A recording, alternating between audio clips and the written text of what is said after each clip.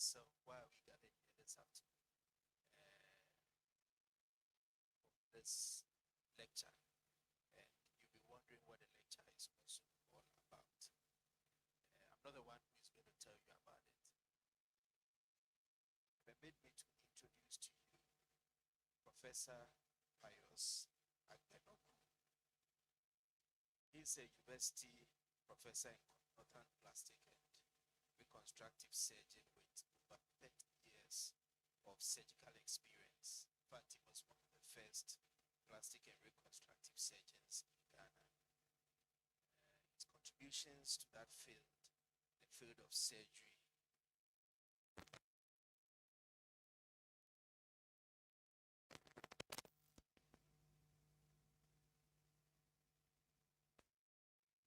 is a teacher of teachers, and his teaching experience, training of medical students, residents, and even colleagues has spanned many years. In fact, he contributed immensely to establishing the then Ben's unit of Anoche Teaching Hospital, and is honored as the founding head, Division of Plastic and Reconstructive Surgery at that hospital. He's our vice president for the Division of Surgeons, and this is fresh out of the movie. He's recently also been inducted into as a fellow of the Ghana Academy of Arts and Sciences. Ladies and gentlemen, to give us a welcome and the purpose of gathering, help me to welcome Professor Pius Agbenoku with a round of applause. Please clap him as he comes up.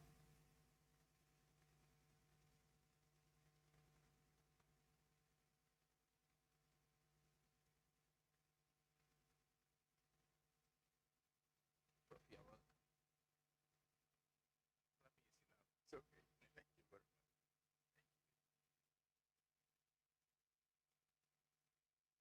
I'm glad that we are at the place. Why? I'm always.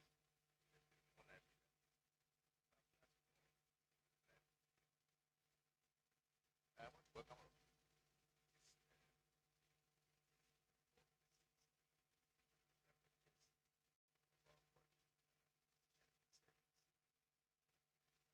For the president, chairman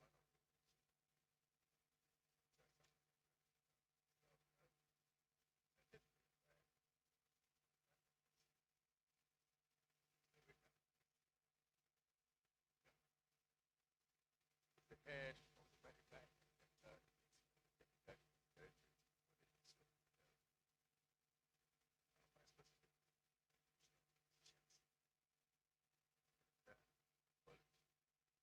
about the chairs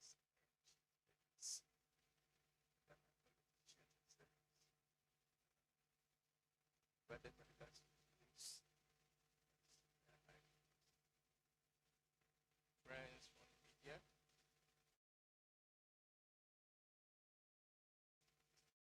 which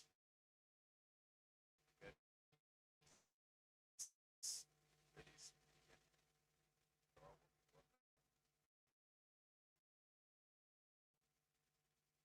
my pleasure on campus college.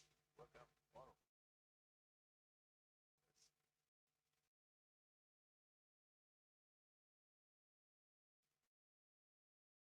this afternoon's public lecture.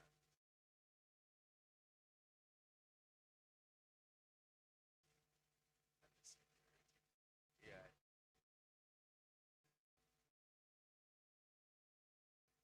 very good issue.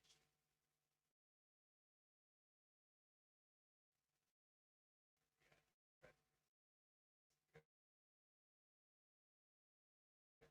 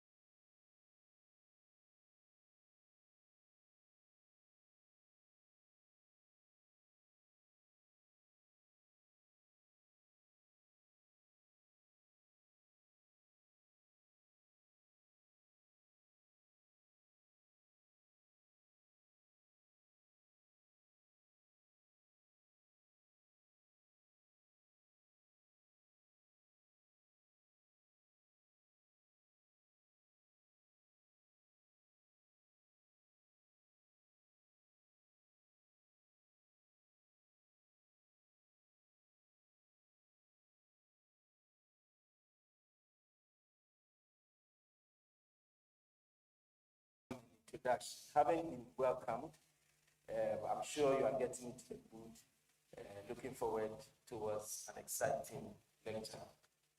Definitely, for an occasion like this, we need a chairman. And the chairperson for this occasion is none other than our college president, Professor Samuel Akobuo Yao Debra. I want to tell you a little bit about him and then formally to take the chair. Professor Debra is a professor and founding head, Department of Surgery at the School of Medical Sciences, University of Cape Coast.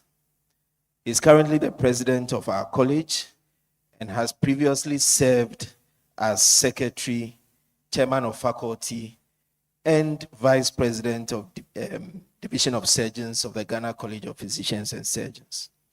He holds the fellowship of several societies and institutions, including the Ghana Academy of Arts and Sciences, West African College of Surgeons, Royal College of Surgeons, Edinburgh and England, International College of Surgeons, and the Royal Society of Medicine.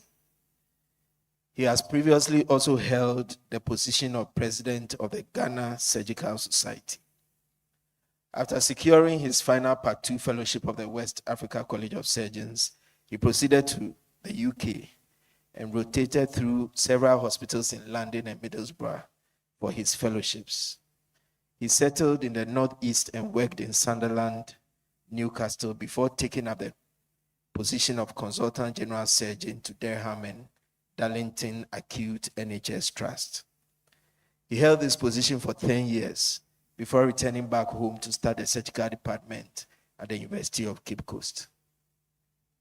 He's a past president of GDDA UK and has served as chairman, Black Minority and Ethnic and Ghana Union, both in Teesside in the UK.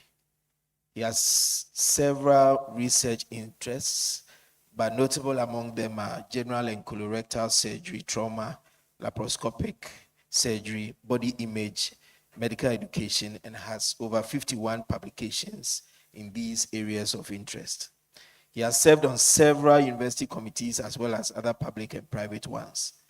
And in his current capacity as president of our college, he is driven by the following mission: to use his long institutional memory of the college to expedite action to improve ongoing curricular changes in the areas of pathways to the fellowship, leverage on other unsurpassed expertise in all aspects of medicine, enhance and strengthen the college governance system, and have a critical look at the welfare and health needs of fellows. Ladies and gentlemen, our chairman for today's fourth public lecture, none other than our own Professor Samuel Akobuo Yao Debra. Please, let's welcome him with a round of applause. Please just encourage my dear professor and president of the college.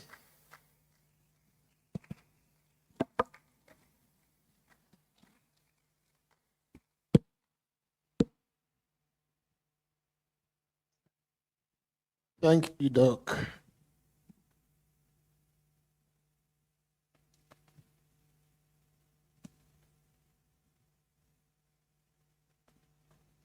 Right. I thought you'd be more interested in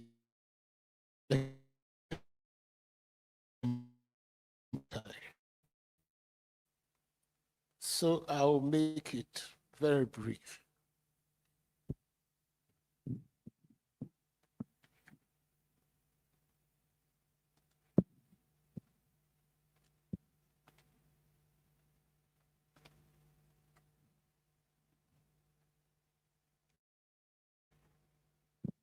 Right. Okay.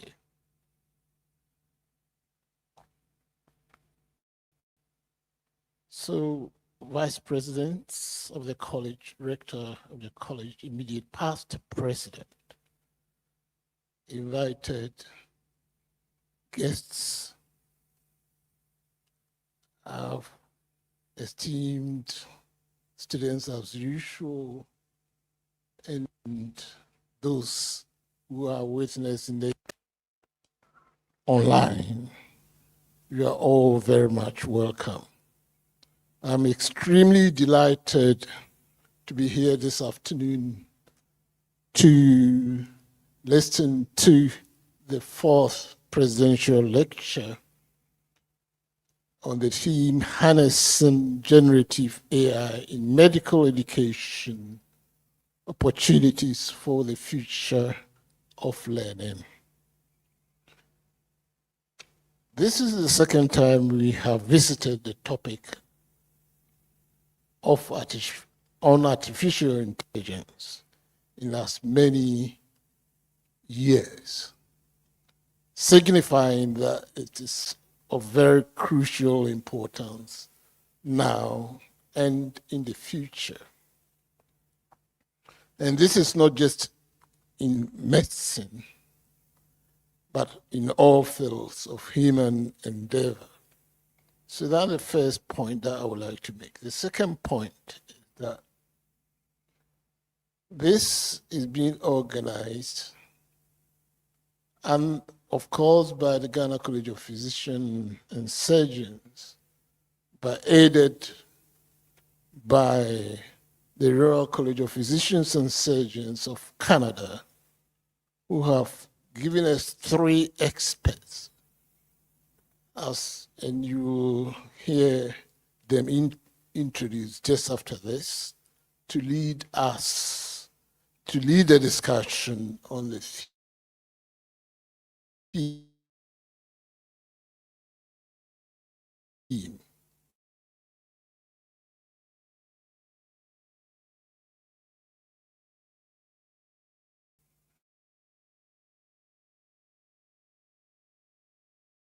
And for this, our sincere thanks goes to Professor Emeritus Mark Ewuku. And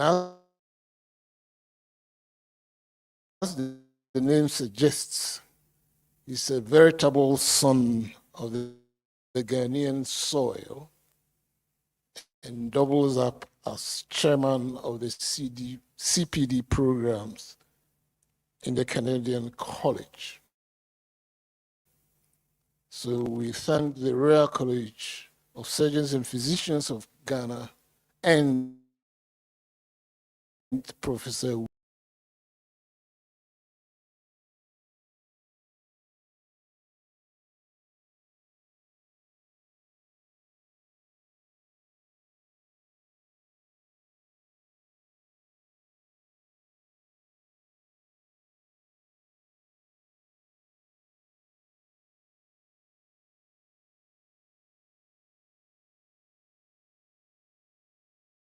Yeah. Thank you so much, Prof, and our chairman for today. So we're going to receive an introduction of our main speakers for today. And to do us the honors is a vice president of the college. She's Dr. Justina Ansa. In fact, she asked me to tell St. Mary's that she's part of the first batch of 6 formers that left St. Mary's for the medical school. Please put your hands together for her. Yeah. So this should inspire our friends from St. Mary's and all the other women who are here. She served with the Ghana Blood Service for over 30 years. In fact, one of the key focus people who actually grounded that service and has made the blood service what it is today. She's been faculty chair for the Faculty of Laboratory Medicine. She's been a faculty chair for the Faculty of Laboratory Medicine in the college. She's had several publications to her name.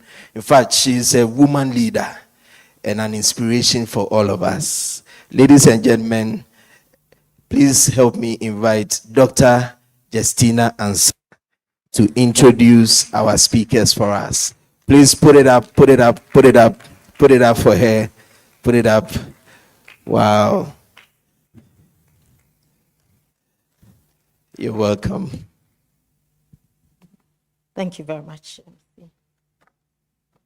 My pleasure to introduce the speakers for this afternoon's lecture under the theme Harnessing Generative AI in Medical Education, Opportunities for the Future of Learning. And it's the first speaker is Dr. Heather McNeil. He's the Interim Assistant Dean, Faculty Development for the new Toronto Metropolitan University School of Medicine. She's Associate Professor in the Temeti Faculty of Medicine and co-instructs a master's class in educational technology in the Dalla Lana School of Public Health at University of Toronto. She's a practicing physical medicine and rehabilitation physician and medical director of stroke rehabilitation at the Sinai Health. She has been teaching about, creating, and researching the effect of educational technologies in healthcare for over a decade. Our second speaker, Dr. Ken Masters, is Associate Professor of Medical Informatics in the Department of Medical Education and Informatics at the College of Medicine and Health Sciences, Sultan Qaboos University, Oman. He has been involved in health informatics and education for more than 20 years and has published widely in both areas. He has served on the Association for Medical Education Technology Enhanced Training Committee since 2013 and serves on the Association of American Medical Colleges International Advisory Committee for Artificial Intelligence. Related to artificial intelligence in health professionals education, there are several publications to his credit. The third speaker, Dr. Sofia Valasini Aroesti, completed her general surgery training at the American British Cadre Medical Center in Mexico City, where she began a surgical practice and participated closely in undergrad and resident education. She's a fellow of the American College of Surgeons. Her passion for medical education, continuing professional development, and culture in medicine brought her to McGill University, where she completed a master's and PhD in surgical education. Currently, she works physician program advisor for the Learning and Connecting departments at the Royal College of Physicians and Surgeons of Canada, where she leads the quality improvement of the learning framework and guides the implementation of learning needs of fellows, including artificial intelligence. In fact, over the past 18 months, Sophia, Ken, and Heather, the three speakers I introduced, have presented generative artificial intelligence in health professions education to thousands of international participants at dozens of invited talks across Europe, Asia, Middle East, North and South America. They also work with numerous international teams on related publication on Gen AI in professional education, professions education. Can you please help me welcome our three speakers? Thank you very much.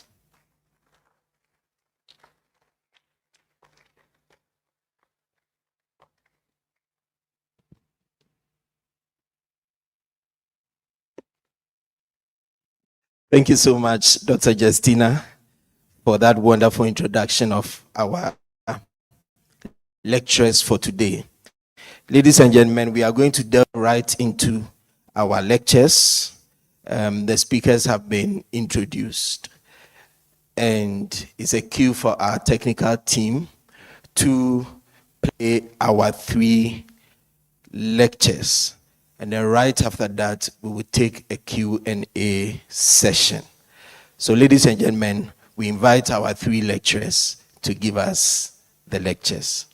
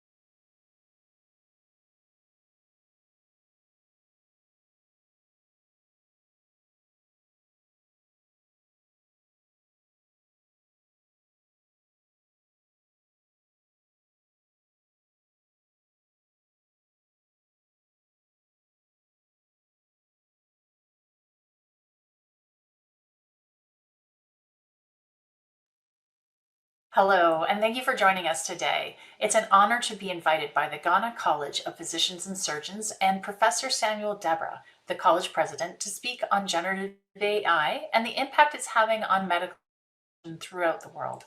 My name is Dr. Heather McNeil, and I'm joining you today from Toronto, Canada.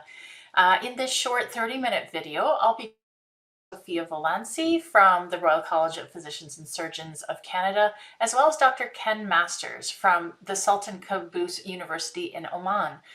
We've had the pleasure of presenting to thousands of physicians and medical educators all over the world over the past nearly 2 years. And during this time, the tools and practical applications of generative AI have rapidly evolved.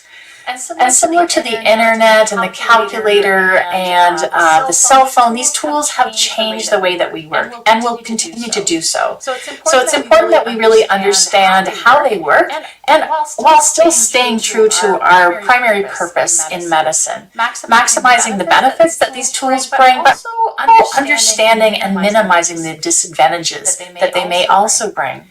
So this video is going to start with Dr. Sophia Valanci. She'll explain the concepts of generative AI, and then I'll just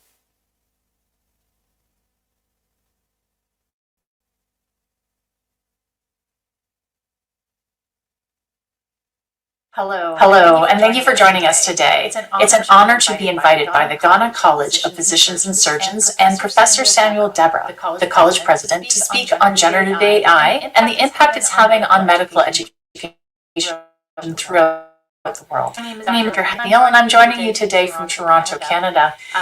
In this short 30-minute video, I'll be joined by Dr. Sophia Valanci from the Royal College of Physicians and Surgeons of Canada, as well as Dr. Ken Masters from the Sultan Qaboos University in Oman.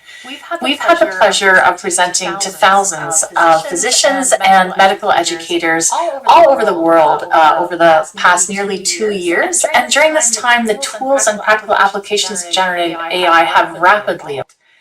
And similar to the internet and the calculator and the cell phone, these tools have changed the way that we work and will continue to do so.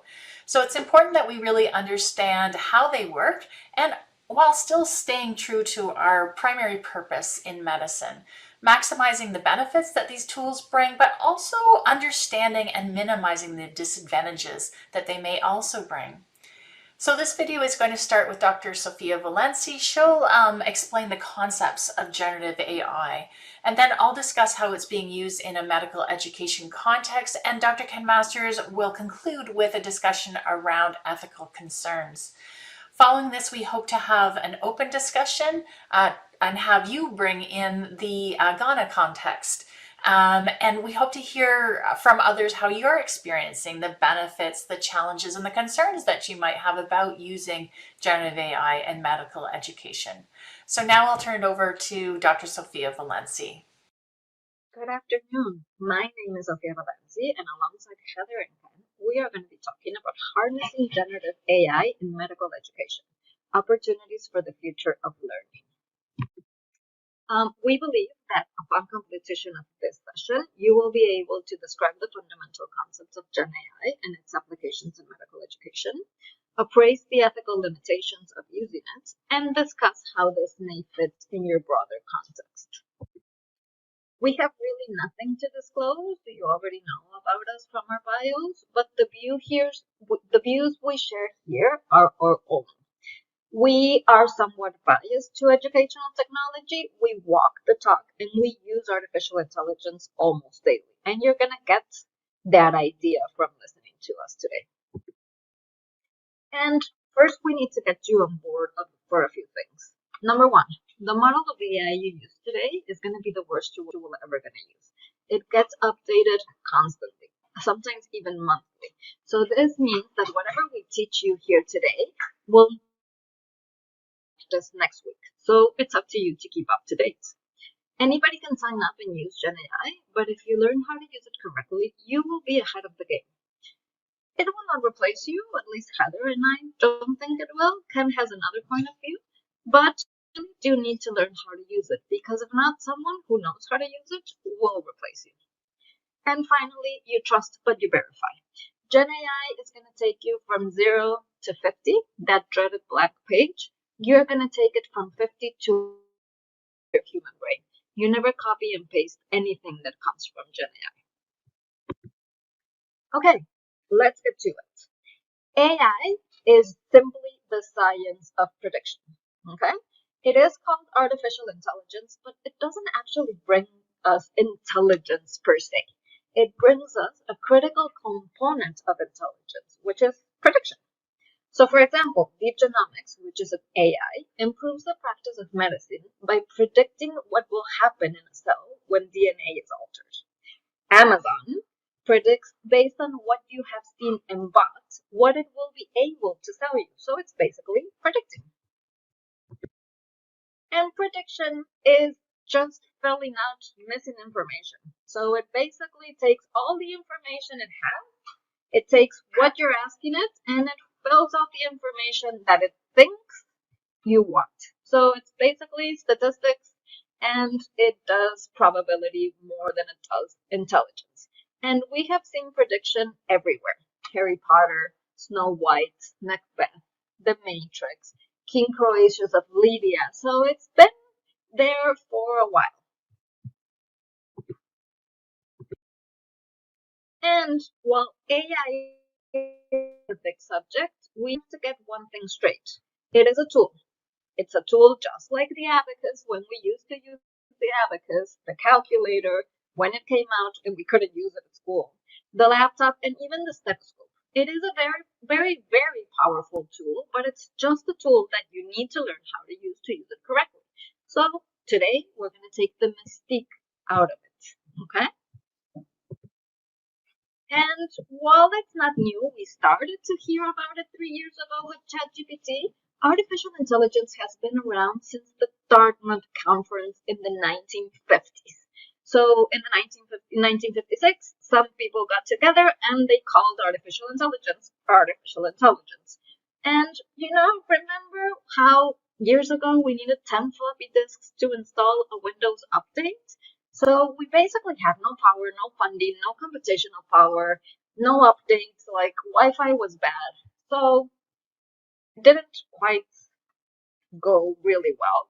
And we had what we called the AI winters, where nothing happened. And then in 2022, ChatGPT came out. And by now, we have computational power, we had the internet, we had everything we needed to support it, and it was showcasing natural language abilities. So we were so excited and we were so ready for this that it took it 2 months to get to 100 million users. No other app out there has done that. Okay, and remember I told you artificial intelligence is a science. And as a science, it has subcategories. So imagine artificial intelligence as the big umbrella. Then you will have machine learning, which is basically the ability for computers to learn from experience or data. So if you would want a computer to differentiate between cats and dogs, you would tell it to look for whiskers, to look for ears, to look for the size, and then it would keep on doing that on its own. And then we have deep learning. Deep learning is basically the same thing, but it mimics the human brain using transformers. So it does more complex predictions and more complex data. So on its own, it would go in and it will see the layers of the cat, the layers of the dog, the edges of the face, and it will do it all on its own. And then we have generative AI, which is a type of deep learning. It uses transformers, which basically generates new information based on the data it has. Here's where ChatGPT comes in. And these are types of examples of it.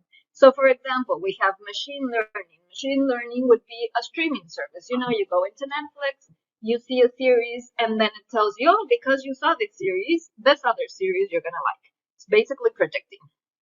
Then we have self-driving cars. They use AI for navigation and safety. These are using both machine learning and deep learning. We also have natural language processing, those bots where you call the bank or the airline or the hospital bot answers and you can talk to it, that is natural language processing.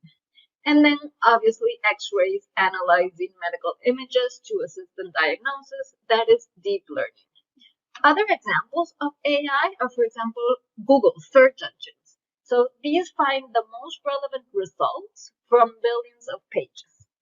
Fraud detection, spotting unusual credit card transactions in real time, that's AI. Language translation, turning English into French or into Spanish, that it does with AI. So how does it really work? So for example, if I were to say, Anansi the, you would probably think of something in particular. So this is basically what the Gen AI is doing.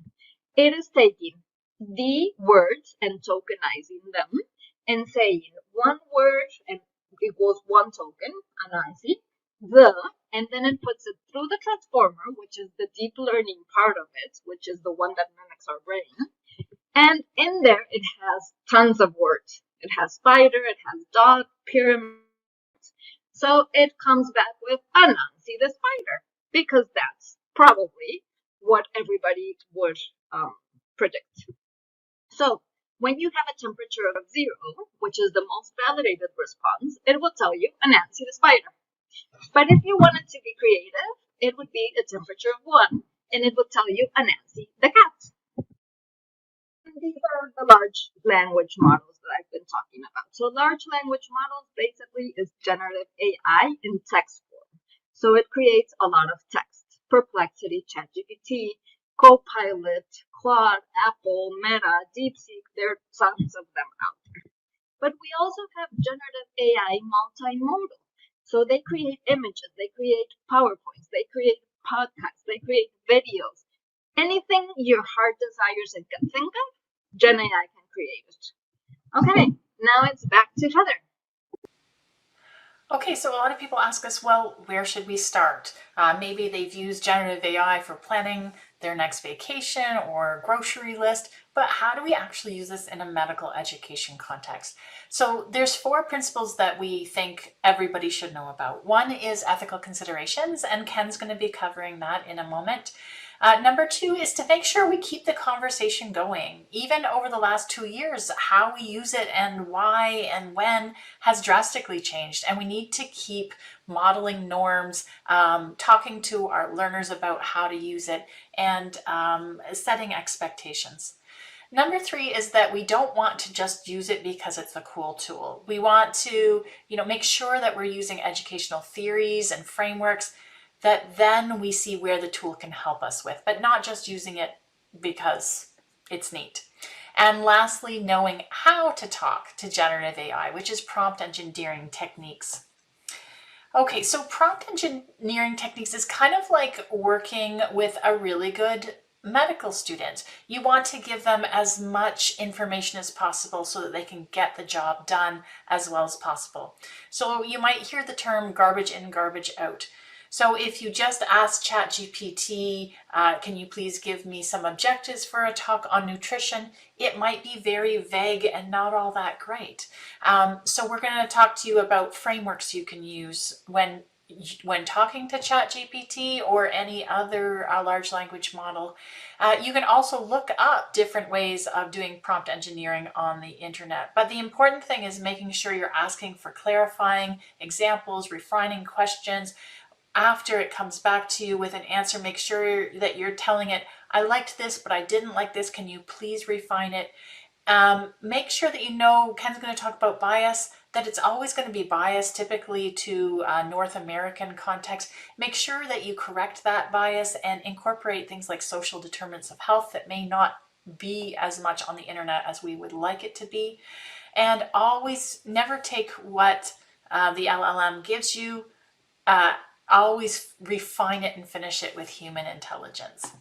And here's an example. I asked it to, put in on a map different places that we've presented around the world, and it didn't get it right. So I said, well, I think you're not getting this right. Can you try again? And that was in ChatGPT. And then I went over to Gemini on the right, and same thing. it couldn't get it right. So keep asking questions, not only to yourself, but to your colleagues and also to the LLMs itself. So you can see I came back and said, it seems like you can't get this right. Is there a reason why you can't get this right, or a different way I should be talking to you? So here's one prompt engineering technique that you could use. It's act as a role to perform a task in a format using a tone. The main objective is X, and don't use whatever restriction. So how does this look like in a practical context? So we gave a talk to a local psychiatry medical educator group, and this would be how you might use the prompt. So act as a psychiatry medical educator. 2, your task is to create an outline for a 30-minute orientation session for medical students coming to the Center for Addiction and Mental Health in Toronto, Canada for 1-month rotation. Using A, this is the tone, formal but welcoming. The main objective is to provide an overview of what they need to know to work on the ward while here. Please include information from this website, but please don't use information on specific clinics. And you can also upload files. You can say, I like how this file looks or the content in this file, so you can guide it as much as possible. Okay, the other thing is to start with an educational theory or framework. So making sure that, we are still following core educational pedagogical principles. So I'm going to use Kern's 6-step guide to curriculum development here just to model that. So for instance, if you're starting to create a curriculum, you might want to go to the literature to find out what is the current state of the field. And you might want to use tools like Consensus or Research Rabbit to really help you refine that search beyond what we would normally do with Ovid or Medline. And then maybe you want to talk to the medical students or your colleagues to get a little bit deeper of a needs assessment in a Guyana context. Well, maybe you want to do interviews with them and then have generative AI summarize those interviews and the key take-home points. And then maybe from that, you want to get an LLM to help you create goals and objectives using Bloom's taxonomy and action verbs.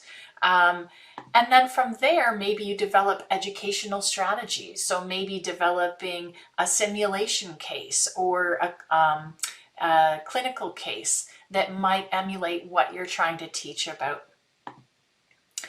And then maybe when you implement it, maybe you might have learners coming to you from all over the world. So you might want to use AI tools like Wordly that helps translate into multiple language simultaneously. Or maybe you want to take maybe you have a clinical case and you discuss it with the group and you flip that around and say, okay, great, I think we've got a really good case discussion here, but let's put that discussion into ChatGPT and see what ChatGPT says that we missed or that we might want to consider in addition. And then lastly, evaluation and feedback are crucial to make sure that the next time that we teach, we're doing even better. So taking feedback from the session or even recording the session and asking an LLM to tell you what you could have done better. Okay, and then the important thing I just wanted to talk about is how we should be having this conversation, not just using it in the background and not telling our students that we're using it, or telling our students not to use it when probably they're using it. I often go back to the idea of calculators. I'm old enough that in math class, our teachers weren't sure whether to let us to use a calculator or not. And they were unsure of what skills we would be losing if we used a calculator. And so I think it's a real opportunity for us to step back and think about why we teach the way we teach.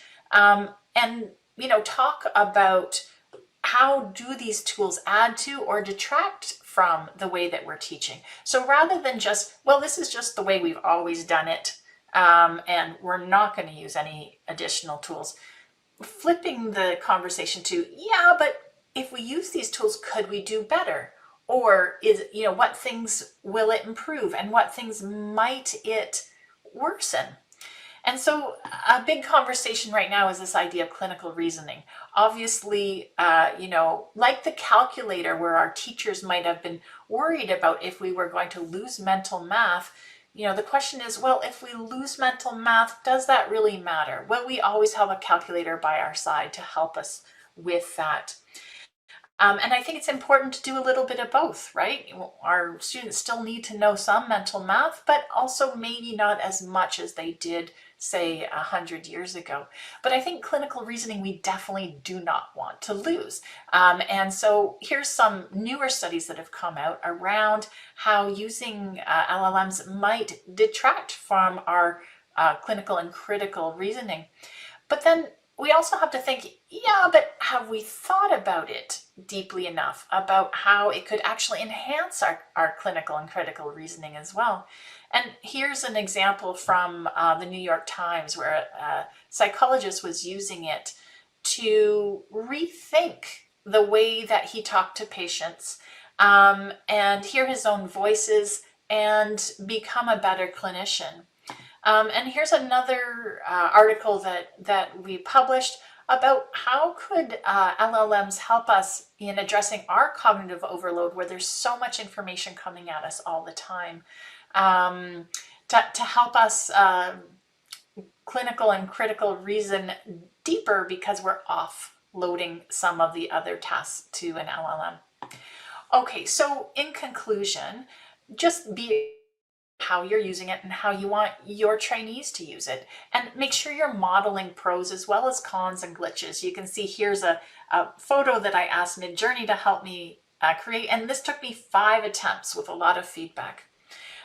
Use it as a starting point for critical thinking. So just like I said, maybe you have a discussion with your class or your trainees, but then you bring in the ChatGPT to act like another peer learner. Is there anything we missed or any other ideas that you have? Learn from how your trainees are using it and develop peer support and community practice with some of your other colleagues. You're starting with educational theories first and best practices rather than just using it as a cool tool, although sometimes it's fun just to see that you are thinking about ethical principles. And for that, I'm going to pass it on to Ken to discuss that further. Okay, now that we've seen some of the exciting things that can be done, we're going to look at some of the ethical issues and we need to take some things into account.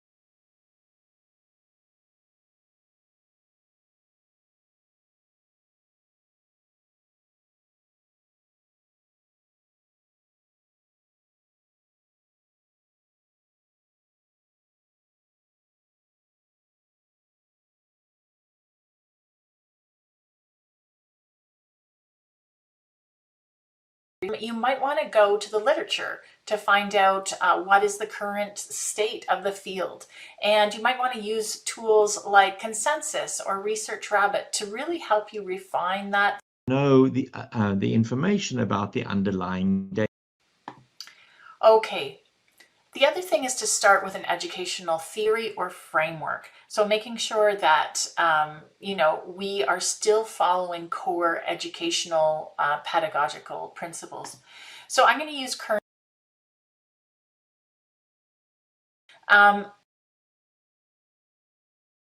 things that can be done, we're going to look at some of the ethical issues. And I don't want this to be a downer, but we do need to take some things into account. There is actually a very wide range of ethical issues, and I refer to this AMI guide, but one of the main reasons I refer to this AMI guide is if we look at some of the statistics. This guide was published on the 13th of March 2023, and by today, this is the number of citations and the number of views. Now, when you consider this deals with ethics in artificial intelligence, in health professions education, that's a really narrow field. So the question is then raised, why the massive interest? And the answer is really, there's the realization that if we get the ethics of AI wrong, we get everything of AI wrong. It really is as straightforward as that. And if you paid attention to some of the issues that have been raised by some events, such as when GPT-4 voice was released, Meta and Anthropic scraping of books from the internet, which we'll talk about later, then you will have guessed that this is an issue.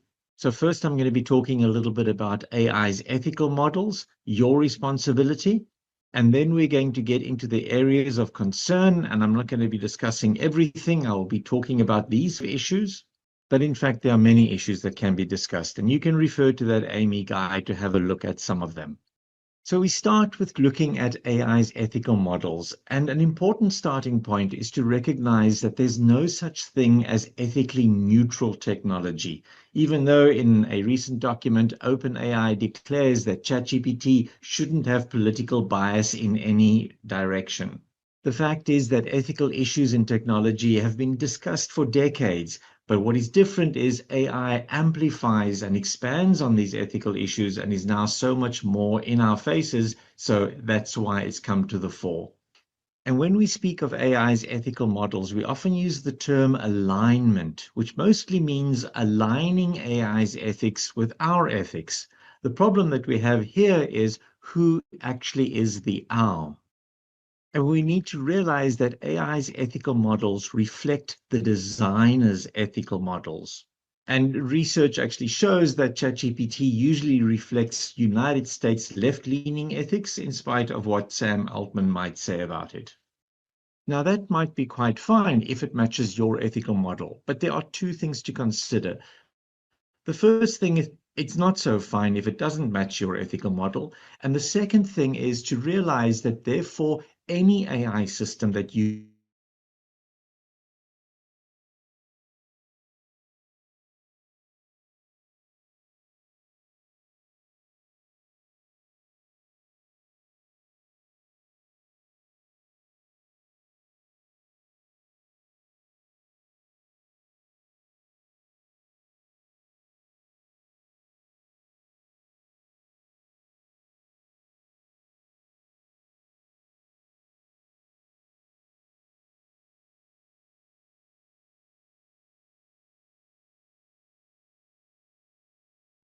is also a strong emphasis on your responsibility as the user.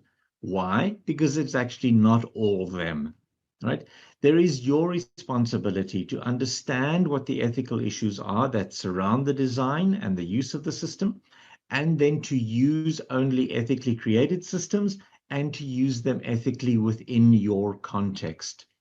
And an important thing to remember is that if we want ethical AI systems, then we must be ethical first, because our ethics are also built into the algorithms and into the way they are being used. Okay, so let's get on to some areas of concern. Probably the major area of concern is something referred to as data and algorithm bias. So what we have is we have a population, and if we take the population of the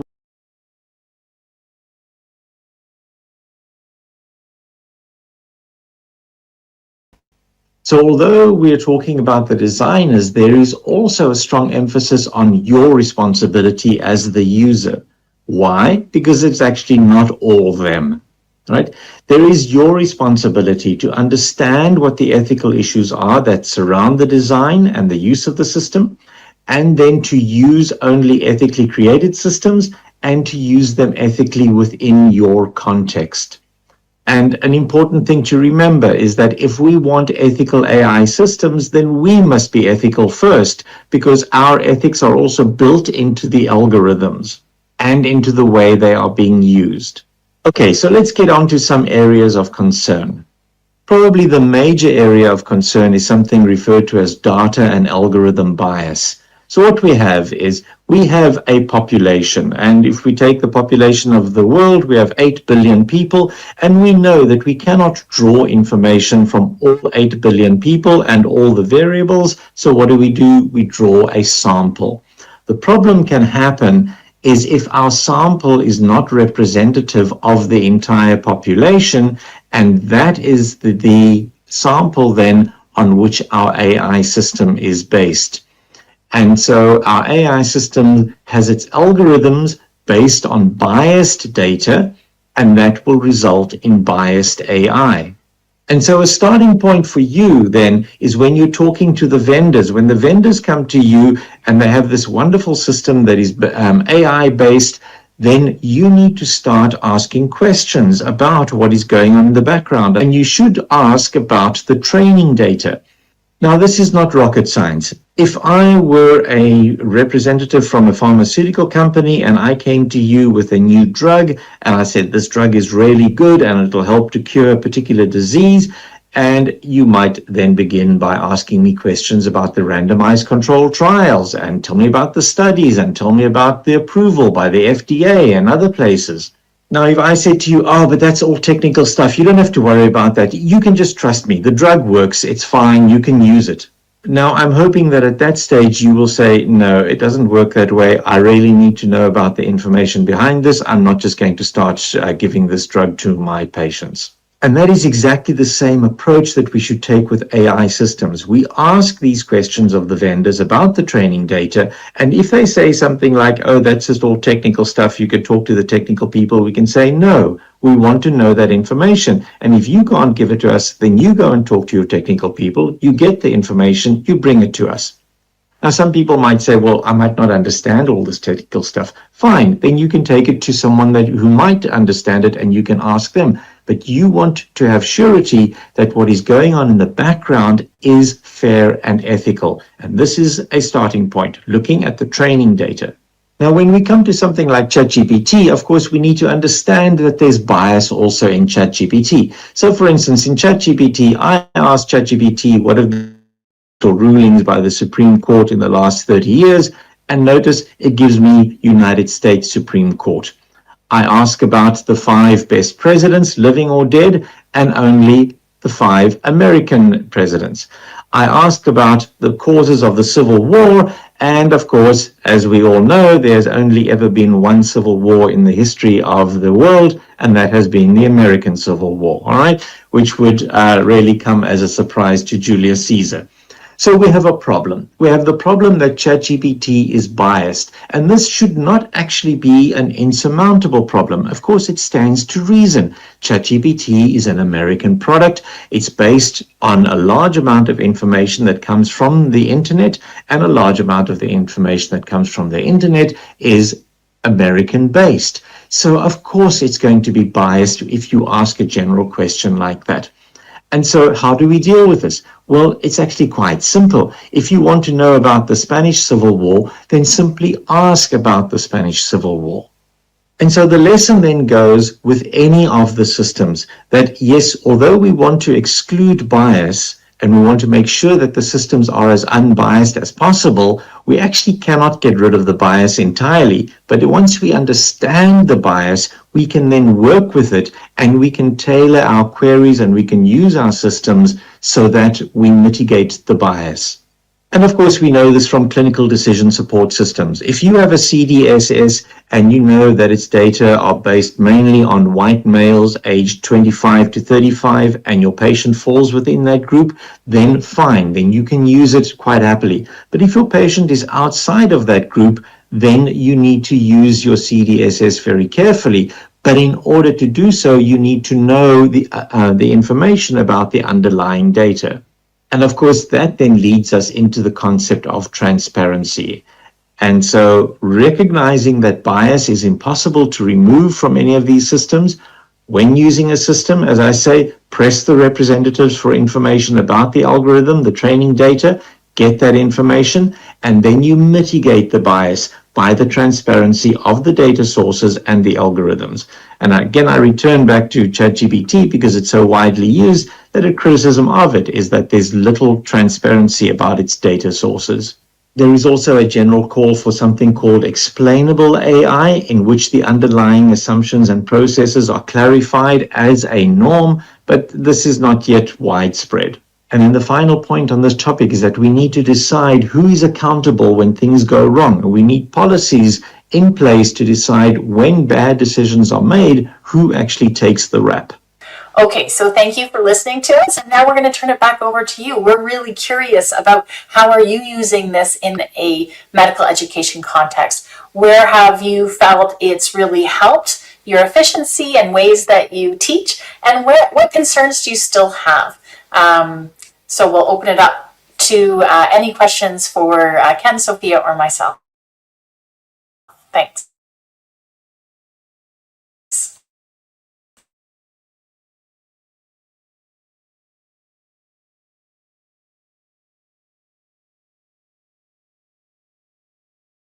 Thank you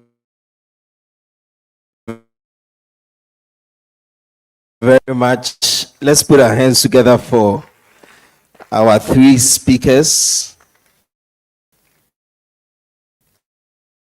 Heather, Ken,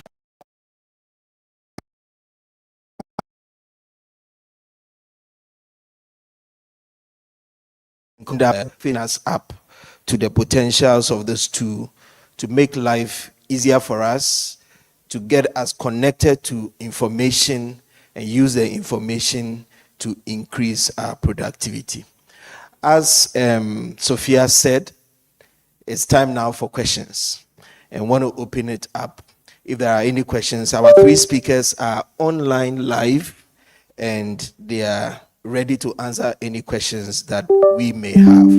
If there are any questions online, I must say that we have quite a number of people online, more than 400 people online and counting. And we are ready to take their questions as well. So those of us in the auditorium, if there are any pertinent questions you want to ask with respect to the three presentations that have come so far, the floor is open.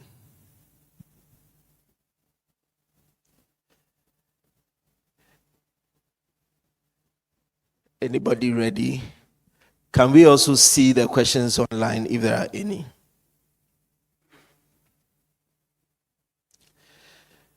So maybe I'll start with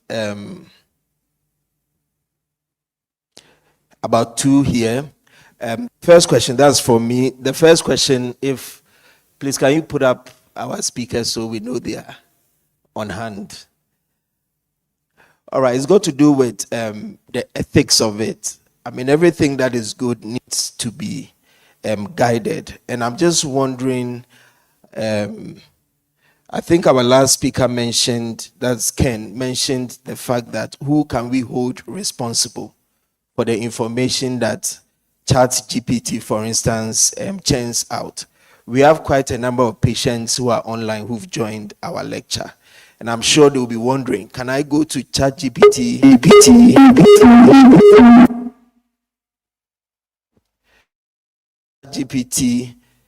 and interact with ChatGPT as I would with my physical doctor?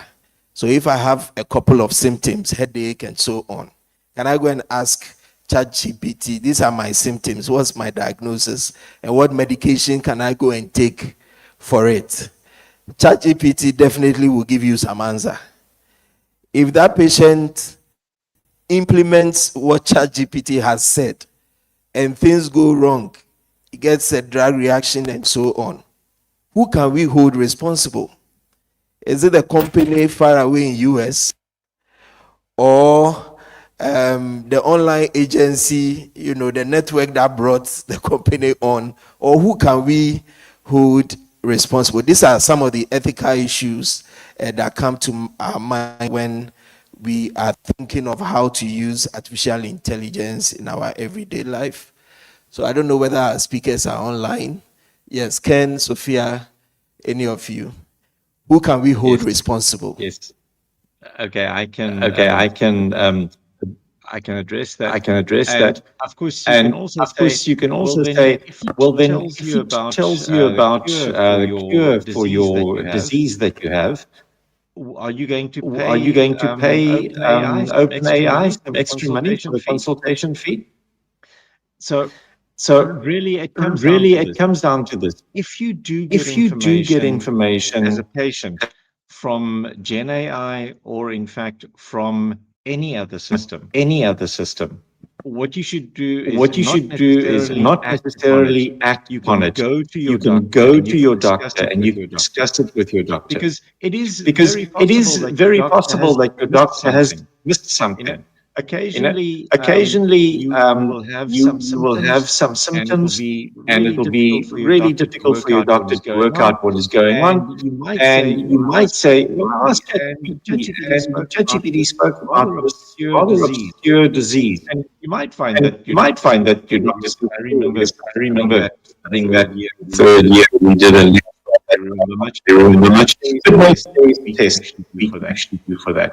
Um, Um, and that then and leads that into the then way that leads the to the doctor way that should the use doctor should ChatGPT use as well, ChatGPT as because well, your because doctor won't your always doctor know won't everything. always know everything. And so doctors And can so also, doctors can if also, they're on if they're unsure on ground, unsure they ground, can also they ask can also ChatGPT. ask ChatGPT.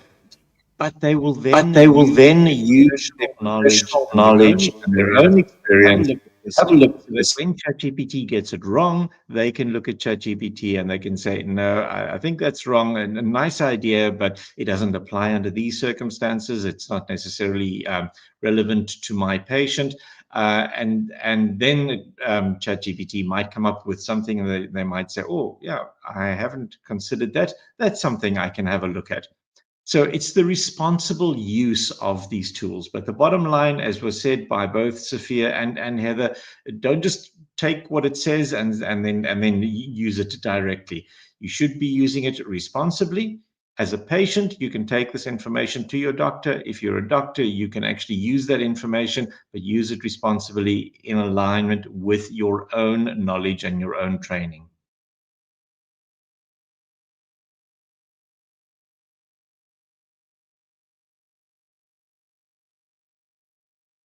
So I hope that answers your question. Very much.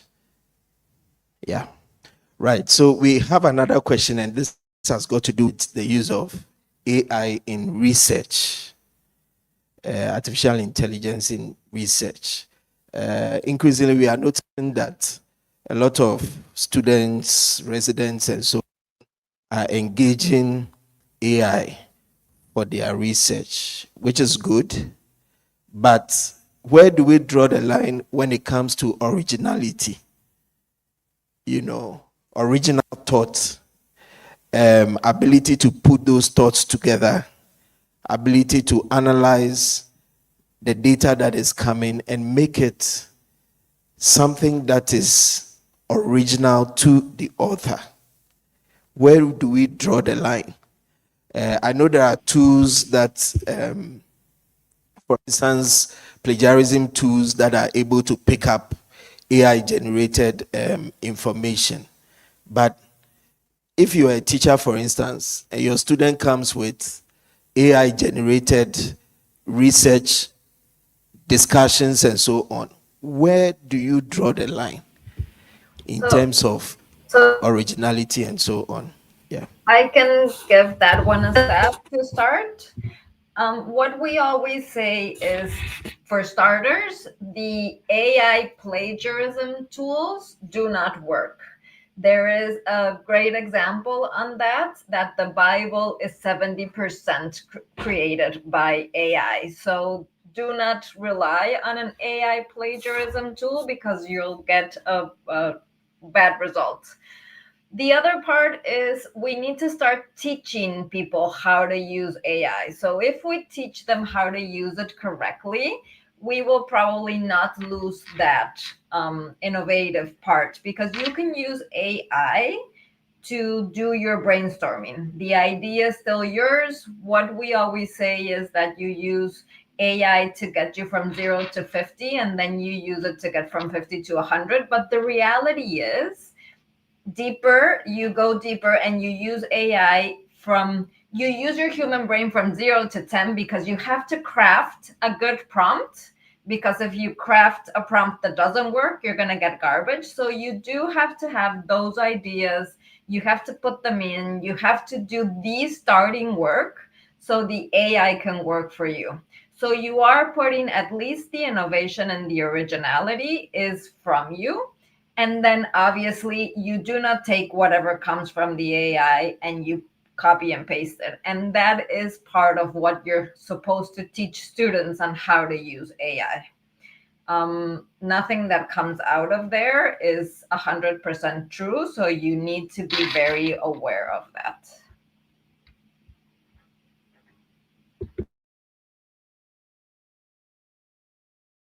If there are any questions from the audience, you can just shoot up your hand. We'll give you the opportunity to ask. Whilst we are waiting for you, there is another question, and it's got to do with the use of artificial intelligence in surgeries. How can we use AI to improve, especially in cases of cancer, trying to map out the extent of the cancer and how much surgical tissue you need to take out in order to try and get the entire lesion out of the body of the patient. So your thoughts on the use of AI in surgery?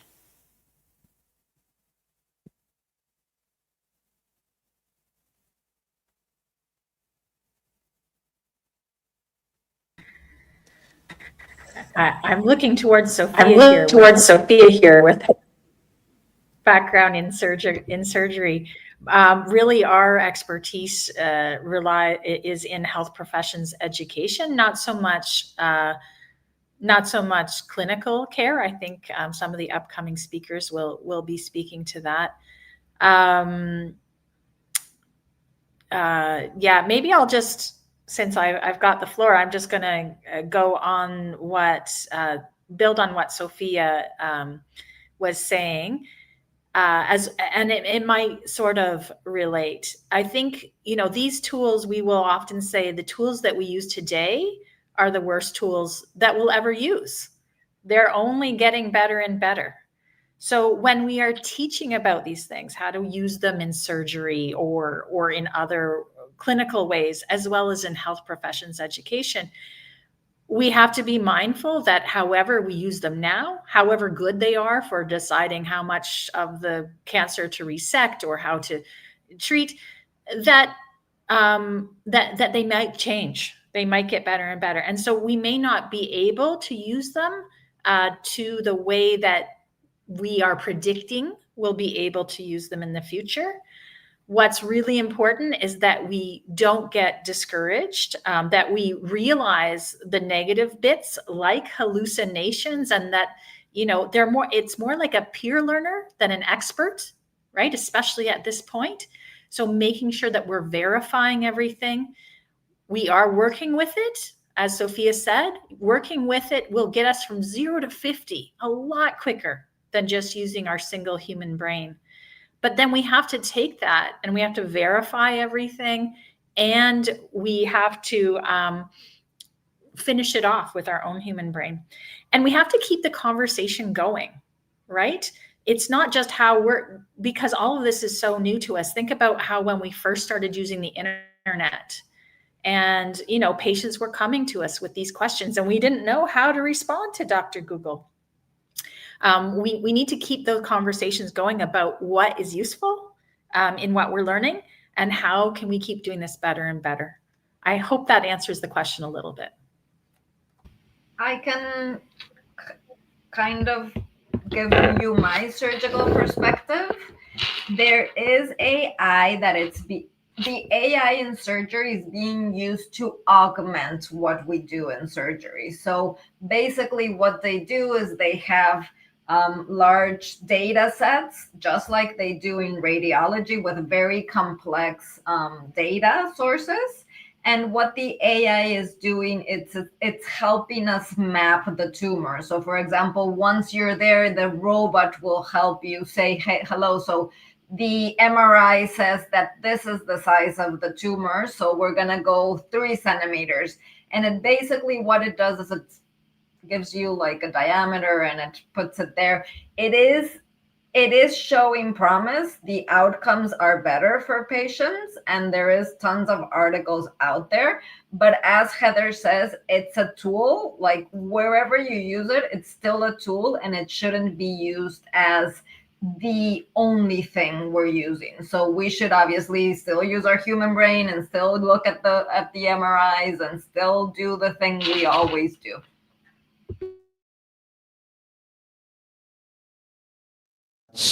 Heather, Ken, and Sophia for those engaging thoughts on AI. I think it's a good point to give them a round of applause. Because of our time, we want to move on. And we are going to take the last presentation. The lecturer is in person. And we want to invite Dr. Justina Ansah to introduce our last speaker for today's lecture.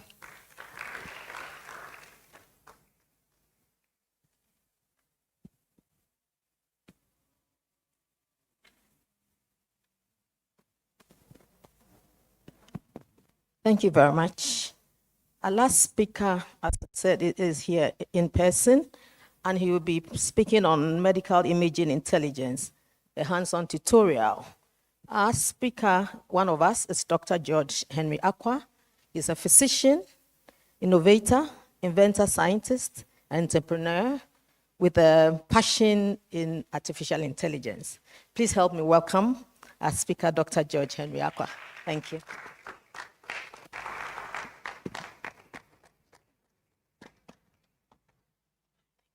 All right, thank you, Madam. Good afternoon to us all gathered here. We shall have a little tutorial on medical imaging intelligence, and we'll depart. I can see a lot of us want to outside already, so we won't keep too long. I'll just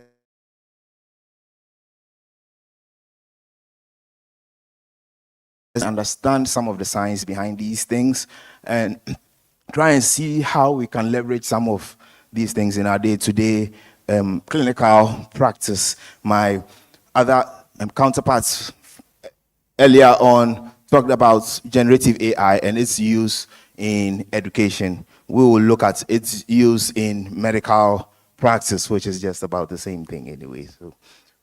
So we'll begin with a few what I'll call medical wonders of AI. So thanks to AI now, we can detect strokes earlier than before, and we can effect treatments and improve outcomes. What are we saying? We are saying that AI can now diagnose strokes from facial signatures, from leg appearance, from a whole host of other signs and symptoms hitherto we couldn't think about, thanks to its ability to leverage the computational benefits of large data. So then it sees 1,000 faces and it can predict accurately which one has drooped and which one has a stroke as a result of drooping of the lip to the left or to the right and things like that. So when someone has a stroke now, the first thing is for the person to take a picture and send it to us at ChatGPT. Then the story starts from there. Okay, this and many other more will unfold. So let's look at what a telestroke network is. This is basically just a connection of all the stakeholders in stroke care, the neurologist, the radiologist, the primary caregiver, the ambulance, and all together with AI. And they can work marvelously to salvage the brain. With ischemic strokes, if you're able to present, let's say, in the first 4 to 6 hours, we all know there are chances of being salvaged. And we also know that every minute of an untreated ischemic stroke destroys about 2 million neurons. So time is of essence here. So we are looking at rapid diagnosis whereby patients detect these things, they quickly take some biomarkers, which they can easily take with their smart devices, things like their facial appearances, their limb movements, and things. And already we can initiate a diagnosis on stroke even at home. And AI can then triage the type of stroke. Is it a large vessel occlusion or a small vessel occlusion?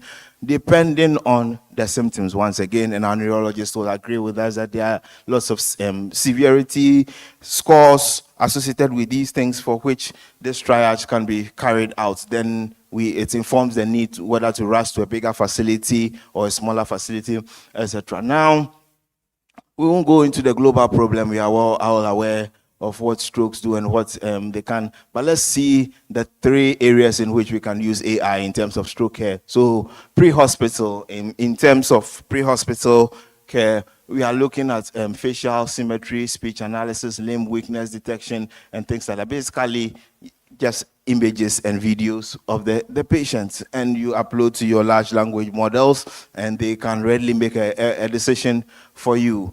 Then for ambulances, they can optimize routes, traffic zones, bed states in hospitals, and all these AI can avail this information. That is, if our hospitals are connected and data is available and are interoperable, then we can tell that Ridge has 5 beds, Kolibu has 20, this has 2 or 3, and with this machinery set up, it becomes easy to get the patients readily where we want it. In the hospital, then we could read the scans, calculate various parameters, all these scores, aspect scores, and all these can be read readily from the scans by AI. And this speeds up the making once again. Automated stroke alerts come in, and then referrals are then made. Post-treatment, we can predict complications, outcomes, and all that. So basically, AI is doing a very wonderful job with strokes. That's one of the wonders I wanted us to have a look at. And if your patients start deploying AI, if we decide to create these telestroke networks, we can save a lot of lives. These are patients undergoing stroke treatment. The retina is a window into the human body. We all know for medicine, we can use images from the retina to tell diseases of the vessels, atherosclerotic phenomena, and all that. AI has extended this to so much so that we can even predict anemia, we can predict levels of glucose, all from images of the retina. Now we have smart cameras, some of which we can readily connect to our smartphones. I've seen a couple of these in the country before, one at Telefonica, but I think there were just a few, and as soon as they came, they all got finished, but they are in the system. We'll go on Amazon, all those places. You can get some readily brought down here. So a patient comes, you just dilate the pupil with your smartphone, you obtain good images. The AI can interpret the images better than the human eye, and we are going to see this in a few minutes, what the science behind some of these things. So some of the diseases we can tell from the retina, kidney disease can be classified, atherosclerosis, heart disease, strokes, and their risk can be predicted all from images of the retina. Now, breast cancer, there have been wild breakthroughs now which have conferred onto AI the ability to detect from mammograms breast lesions, malignant breast lesions, as early as 5 years before they become visible to the human eye, thanks to the whole convolution process, which we shall see very shortly. And because of this, it means that we can estimate a woman's 5-year risk of developing breast cancer more accurately than before. So then if a woman does a mammogram at 40, maybe she, God forbid, might get the cancer at 45, we can tell as early as 40 and advise on the way out, because the AI algorithm can basically make more meaning from data, owing to a number of reasons. Now, TB screening. TB, one of our leading killers in the country. Recently, AI has been deployed over here too, and we can use this to scan chest x-rays. It can predict patterns of diseases, and a particular class of computer algorithms we call transformers have been noted to be able to probably even outperform humans in early TB detection. Currently, we have the CAD4TB, which is currently in use in the country. A few of our hospitals have them. And then the Cure.ai. So these are automated applications that read chest x-rays and are able to diagnose tuberculosis. The fifth one I would like us to look at is automated cervical cancer screening. So with this, we have smartphones that have these colposcopy devices embedded in them. Some of them come as accessories and they are connected to the camera. Then through the speculum, you can be able to visualize the cervix again. Now, due to the high powers of the cameras, we can be able to diagnose cervical lesions quicker, perhaps with sensitivities greater to than what some simple microscopes will do. And more advancements are going on. We are even getting handheld portable ones. So very soon, women can just have their smartphone, they plug their thing, they do their own cystoscopy, and they see their cervix, and the AI makes the diagnosis, and we go. So these are various cervical lesions. What we see down here are algorithms, what we call deep learning algorithms. They have the ability to extract features, complex features from these things, and make predictions or classifications, what we call diagnosis, based on the training given to the model. And these are helping our smartphones to detect cervical cancer earlier. Cervical cancer and breast cancer put together take away the lives of about 4,000 Ghanaian women every year. So these interventions can come in to really help the situation. Now, mental health triage, emotional support. One thing I'd like us to look at, also leverage this part of AI leverages what we call natural language processing, which is how some algorithms make meaning from statements. And as a result of that, we are able to diagnose things like depression, PTSD, bipolar disorders, and other mood disorders. And these are very helpful to the psychiatrists. They are also able to engage patients meaningfully in communication, conversations, and tell their state of mental health. Vis-a-vis the kind of questions they ask the patients and the responses that are given, the semantics, the tone, the order, even the voice quality. We have ways of detecting speech and pitch, frequency of speech and all that, and how they correlate with disease. These are well documented out there. So now we can analyze your voice and tell whether you are depressed. You can analyze your voice and pick up and other things. These are some of the things AI is bringing to the drawing board. Lastly, let's look at digital twins. So digital twins basically are digital representations of any physical entity on Earth. For us to have a digital twin, you need three components. You need the physical entity must exist, whatever it is, whether it's this table, whether it's somebody's heart or kidney or lung. There should be a virtual replica. You should have the same thing on a machine somewhere, and then there should be a bi-directional flow of information and communication between the setup. How is this important to us? Surgeons can externalize tissues during surgeries, make precise decisions, estimates, and this can reduce their chances of errors. Post-operatively, you go do a ward round, you've inserted an implant, you could externalize that on your screen and then see how your implant is faring. You could set experimental parameters. What will happen to this tissue under these conditions? So we can artificially, or what we call an in silico modulation, we can modulate certain parameters, temperature, sugar, pressure, etc., and let's see how it affects the tissue in silico life. Then we can make a deduce something for the physical. So thanks to digital twins, we can do more effective procedures. We can also leverage the digital twins in training. So you could have a twin of a patient with diabetes, with some pneumonia, and then it could simulate the appearance of a patient, perhaps even give you history, allow you to do some tele-examination, and this can be very good for learning, for medical students, for residents. Digital twins are applied everywhere: surgery, analytics, education, training, as I said, and there's another area AI is making. Now let's delve in a bit into the science behind these things. AI, simply put, makes us to understand sound, text, and image. As at now, ongoing research soon will make AI be able to understand smell and taste, but we are not there yet. Okay, so basically, once upon a time, scientists sat down. They decided to study how the brain works. They observed that input layers, such as the eyes, the ears, and nose, were responsible for conveying senses. Then we had various processing or hidden layers there, which could be some part of the brain in between these senses and the cortex. And then there was a final layer, or a third layer, where classification or prediction took place. In the case of humans, we call that the cortex.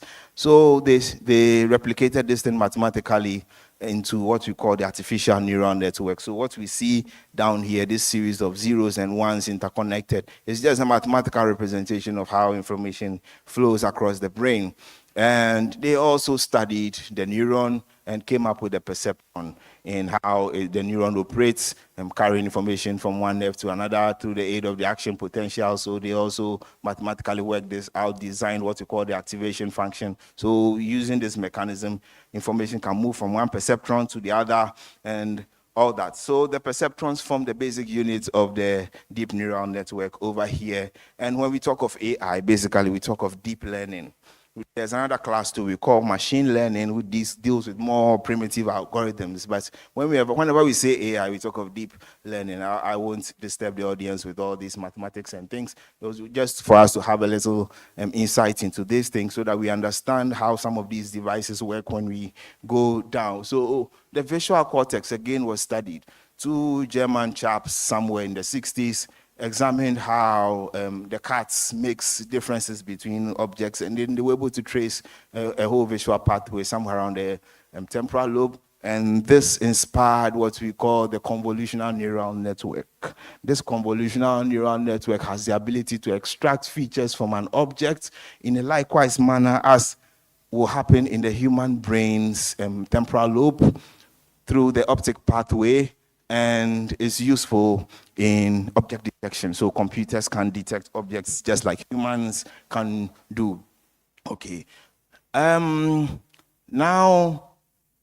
this is basically what we call a convolution operation. A series of matrix operations try to extract features from an object, all these zeros and ones. That's what the computers make out of it. So a red shirt can have representation, maybe 001110. Brown could be another set of numbers. Basically, they work with numbers. And through this series of matrix operations, they can break down any objects. So by this mechanism, anything, be it a chest X-ray, a CT scan, an ultrasound, a histopathology slide, whatever, we can make meaning and classification. So that's how AI makes meaning from objects.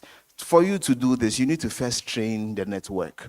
So you have your neural network, you feed it with chunks of information, just like we all do. We go through school, we learn a lot of things, and then they test us, and then we pass, and then we become very good for using that aspect of what we have learned. So some training takes place, and then the network is fit for use. Now, a little bit about acoustic intelligence, won't waste time. So with sound too, the same thing. AI can make a lot of sense from all kinds of sound, amplitude, frequency. Through what we call pulse code modulation, you're able to quantize the sound information and code them into binary digits. Once you have binary digits, we are done. You can just feed it to a neural network, and it can make the classification as to what sound it is, whether it is pneumonia or asthma. We'll see all this in you. So what we have here, we have phonographs of various sounds. So to the top left, we have memes, mitral, stenosis, regurg. We have, to our right, we have lung sounds, various lung pathologies, wheezes, crackles, etc. So basically, with a digital stethoscope, one costs just about 7,500 Ghana cedis. You can be able to obtain the precise waveform of what you are seeing. So there's no longer the need of Dr. A says it's a S1, Dr. B says it's S2, and you are fighting over a mema and that kind of thing. No, with AI has way too advanced for this kind of thing. So when you have the graphical waveforms, the features are there. You can see the pitches, you have the amplitude, the frequency, which are selective for every pathology. The added benefit is that AI, unlike the human ear, can detect frequencies out of range of the human ear. When you look at this graph closely, some areas are very dense. There are hidden frequencies within these for which the human ear cannot pick up. So it makes them diagnose more, one, and then number two, it makes them also form what you call signatures and biomarkers. So you have a whooping cough, you have an asthma, you have TB. The AI forms signatures on these things for which you, the human, don't know, and is able to make predictions with these signatures. So when you see another patient who appears normal, because you couldn't pick up, you can't have those signatures, you can diagnose them, but the AI can. So these are ways in which humans are limited and AI supersedes. But like our earlier presenters, it's not about who is better, who has more power. It's about human AI collaboration, knowing the strength of the AI, knowing the strength of the human, and knowing where to optimize which. Now let's see a few creative diagnostics, and then we do a little tutorial, and then we go. So first of all, we have AI-powered ultrasound. So what it means is non-medics, paramedics, non-radiologists, can be able to do ultrasound with AI assistance. A lot of the devices now have features that tell you where to put the probe. Because of computer vision, they can see what is there and advise you to angulate well, estimate parameters and things. And this has been used in several studies. They found that lung ultrasound, for instance, non-expert health workers were able to pick up images in over 98% of cases, which was comparable to what the expert sonographers did. Likewise, DVT, to several studies have attested to that. So we can scale up the training of sonographers through the use of artificial intelligence, and we can democratize the use of ultrasound.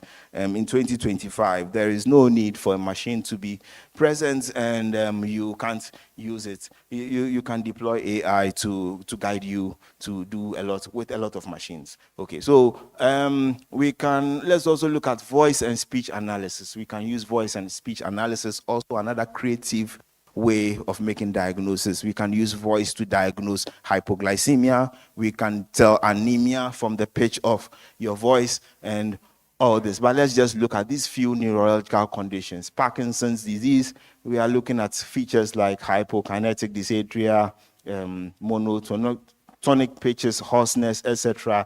These are well-defined characteristics, and if you should have a patient with Parkinson's, all you have to do is just to let the patient have a conversation with ChatGPT, and it will analyze it, pick up these features, and classify it for you, whether your patient has Parkinson's or not. Likewise, depression.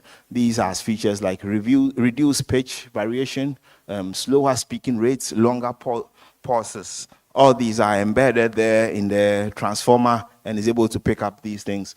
Other cognitive impairments, Alzheimer's, and all. So all these are signatures for which we can make diagnosis with. So AI can make diagnosis from voice, from speech, from facial appearance, from cough. Cough sounds can be analyzed, and we can tell whether this is asthma, pneumonia, etc. The same principles. The sound waves are analyzed, their features extracted, and then we are good to go. Smartphones, I know about these, won't waste time here, and the wonders they do, basically infrared radiation across the skin, and then the rays bounce back, bring a lot of information about the cardiovascular system. You're able to measure BP, pulse, and so many parameters with our smart devices. They are also creative ways of diagnosing. Now we can do what we call multimodal fusion, whereby we fuse data from various sources. So a patient comes, he has information on the smartwatch, wearable data, continuous data for various parameters. He has clinical notes, he has labs, he has scans. We can fuse all these. These are all converted to zeros and ones or data points. And behind the scenes, machines can detect more patterns which are not obvious to the human eye. So having more data is good. Now, facial data. So the face can give us more than we think now. We can look at your face and diagnose malnutrition, dehydration, skin tegar, even glucose levels, genetic disorders. Well, these are pretty straightforward landmarks, and whether there's wide forelock and all those things we know. But then there are other things like glucose levels, like anemia, emotions, stress. So basically, asking a patient to take a photo or a video of the person in real time and uploading this video to a chat GPT will give you a lot more of added information. Maybe this patient gives you a 1-minute clip every morning of the face. You can readily diagnose a lot of mood issues, readily correlate issues surrounding the sugar and other other things. So there are more we can do with this, but time won't permit us. Let's just understand that facial data can help us make a lot of diagnosis, what we call creative diagnosis. So facial data analysis and health and diagnosis involves using AI and computer vision to extract a wide range of matrices, and this can be useful in our diagnosis from genetic disorders to skin, ophthalmologic diseases, endocrine diseases, etc. Now to multimodal fusion, what I talked about. So this is a creative use of multimodal data. AI combines diverse types of data, genomics, wearables, lab trends, images, to discover new diagnostic rules. Remember, after every set of data, at the background, it's able to detect intrinsic patterns for which we cannot tell. So it can form its own signatures and reveal more things. So it's important we leverage this in our day-to-day. So you have your chat GPT, upload your clinical notes, of course, anonymize it for privacy, upload your lab notes, upload your x-ray, upload wearable data if the patient has wearable data, and to expose you to more things that you wouldn't have seen if you had just used, let's say, the notes alone. Now, AI-derived biomarkers, I've talked about these already, so biomarkers and signatures. So biomarkers basically are just an entity corresponding to a disease for which we can follow and track to tell the state of health of the person or that condition. Whilst a signature is a combination of biomarkers specific to the disease. So for example, the hepatocellular carcinoma, alpha-fetoprotein will be a biomarker, but then alpha-fetoprotein, let's say abdominal distension, jaundice, all put together become the signature for the disease. Now, since AI handles a lot of data, it's able to generate signatures for any given data, and these signatures are very useful for making predictions, so that when you bring a patient another time, it has seen patterns of this in, let's say, 10,000 of these patients, a lot of which you, the human, didn't even see.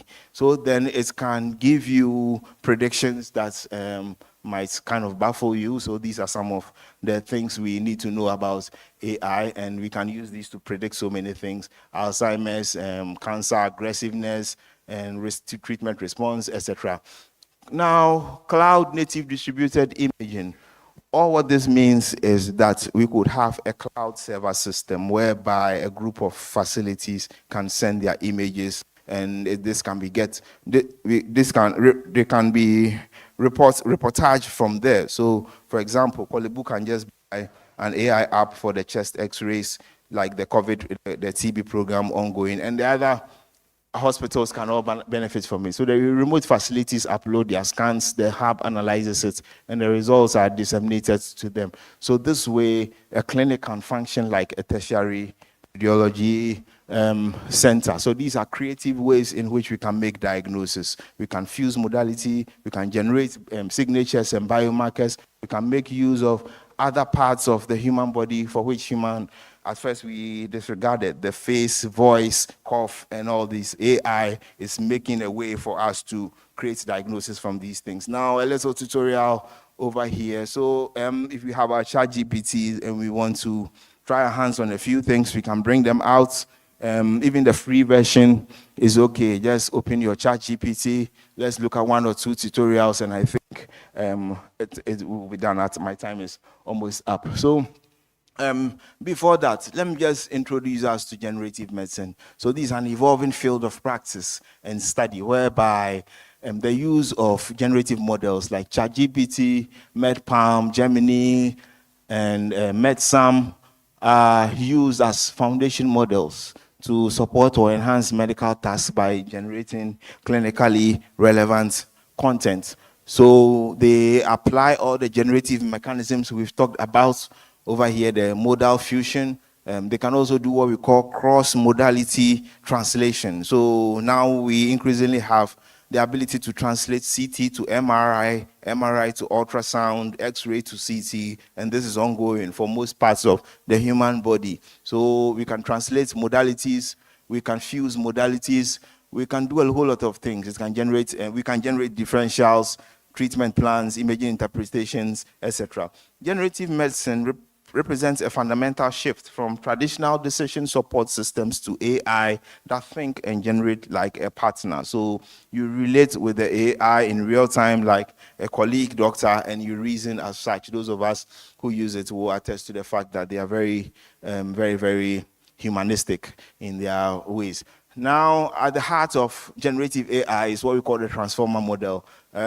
Basically, the transformer is the deep neural network or computer algorithm of the day, invented by a chap by name Ashish Vaswani, together with about 7 other people in 2017, has proven to be able to provide human-like textual responses whenever approached. So your chat GPT, if you should ask it something, who is the president of Ghana? It will give you a very logical answer in a humanistic manner, thanks to the transformer. It's very complex, but let's just take these 3 things away.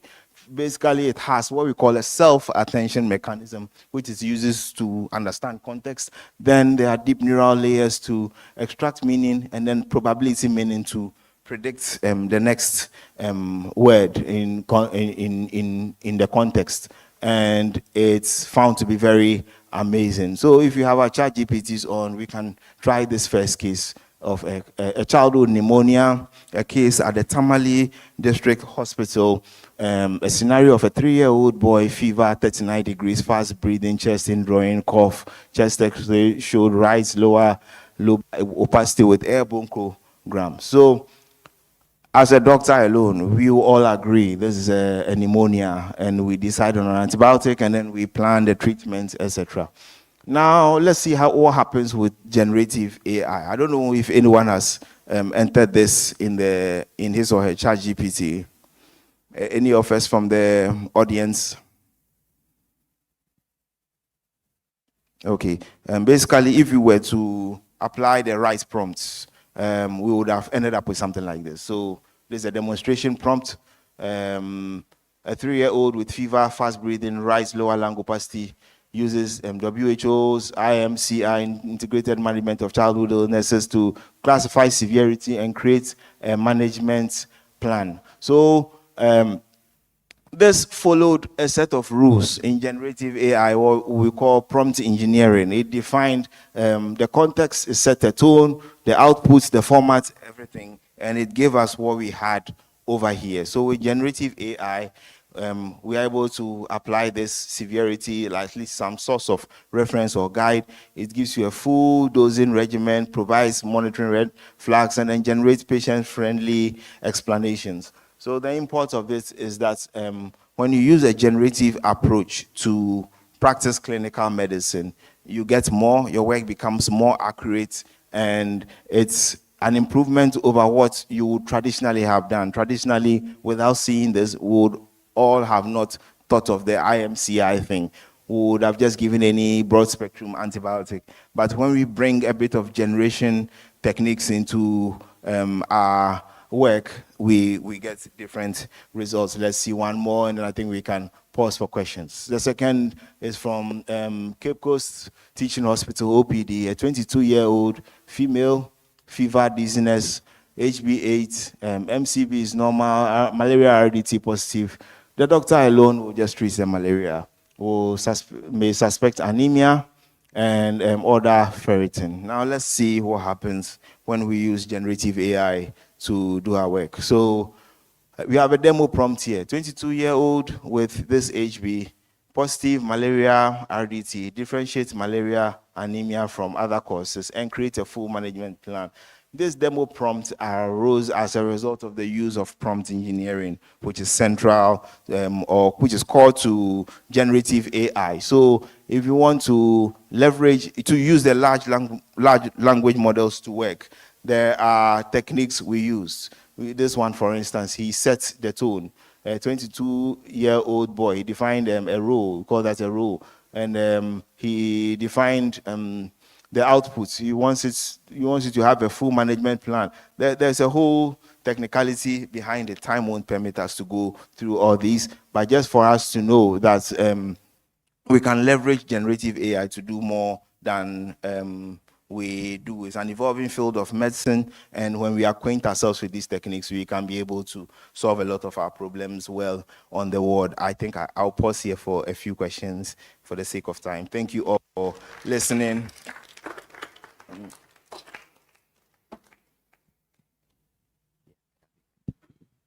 Let's put our hands together for Dr. George Akwa.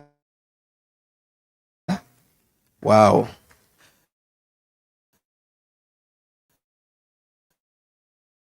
Presenting, I'm sure you appreciate that artificial intelligence has potential application in quite a number of fields, not just medicine. We are medicine bias because it's a doctor's thing, but just think about it. AI in business, for instance, understanding the needs of your customers and trying to tailor things to your customers, even in the bank, and commerce, in the media space.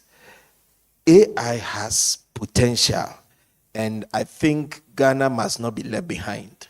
We need to step up and step in as the world continues to engage some of these innovative solutions. I want to acknowledge some guests who are in our midst. We have the rector of the college, Professor Richard Adanu. Please put your hands together for him. Thank you so much for coming. We have a former college president, Dr. Nkrumah Mills, also here. We have representatives from 37 Military Hospital, if they can give us a wave. Well, thank you very much. We also have some reps from Nyahu Medical Center. Yes. Dr. Rita Frimpong is from NTP, Ghana Health Service. Thank you for coming. We have some Nime Name in our midst. We have Na Koko Ajiri Yi the First Manye of Adabraka traditional area. Thank you now for coming. We also have the Adabraka Manche, Ni Tete Ajabing the second. Thank you for coming. We have the Kokomlemle Manche, Ni Tete Obroni Onamiu Sru the fourth. Please, apologies if I got the name wrong. We have reps from Accra College of Medicine. Accra College of Medicine, thank you for coming. Yeah, thank you for coming. We also have the faculty chair for oncology, Dr. Hannah Ayite. Dr. Ayite, yeah, thank you. Right, we have students from St. Mary's SHS, the former school for Dr. Justina. Can you give us a wave, St. Mary's? Good to see you. We also have reps from School of Hygiene, Kolebu Teaching Hospital. Thank you for coming. We have reps from Family Health University. Family Health University, wow. Oh, that's quite a lot. Thank you. The only school in Ghana, Presec boys. My former school, Presec boys, yeah. Thank you for coming. We also have quite a number of participants online. At our last count, we had over 400. I want to thank all the online participants. Let's put our hands together for them. We want to take one or two questions for Dr. George, and then we'll gradually bring the lectures to a close. Yes, please. Kindly move the mic to him. Can we see all those who want to ask questions? Okay, 3, 4. Quite a number. All right, so we'll take 4 at a go, and then you answer, and then we take the last batch. Because of time, we want to wrap up in the next 15 minutes. Right.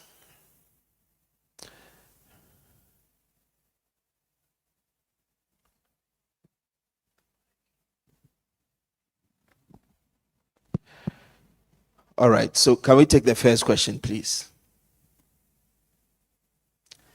Yes, if you can.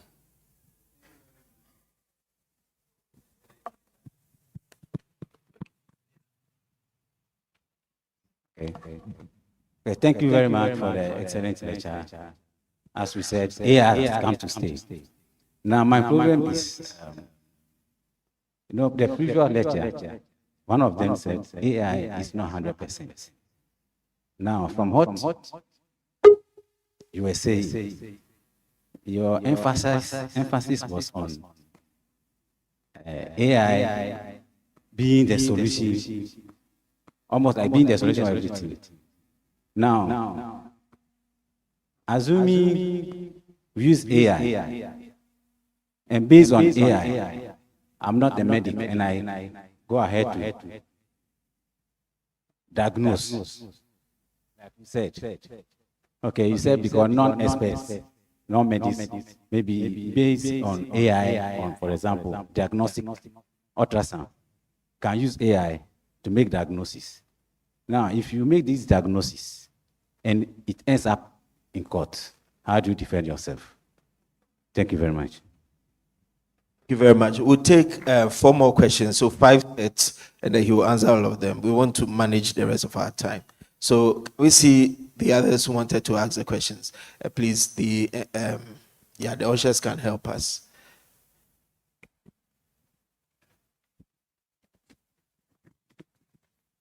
Thank you very much for this opportunity. So my question is, in magnetic resonance imaging, that's MRI, is it possible to use AI devices such as humanoids, since these robots are made up of metals and magnetic devices, which when exposed to this magnetic resonance environment will cause massive attraction between the robots and the MRI laboratory equipment, such as the X-ray tubes. So if the AI equipments are to be used, I want to know the way forward to that. Thank you very much. Yeah, thank you. 3 more, and then there are some here. Okay. Thank you very much. From your presentation, it's all come down to how to master prompt engineering. So I want to know, as a practitioner, a physician, how do you master prompt engineering when you are working with these large language models like the ChatGPT and stuff? Thank you. 3 more questions. Yes,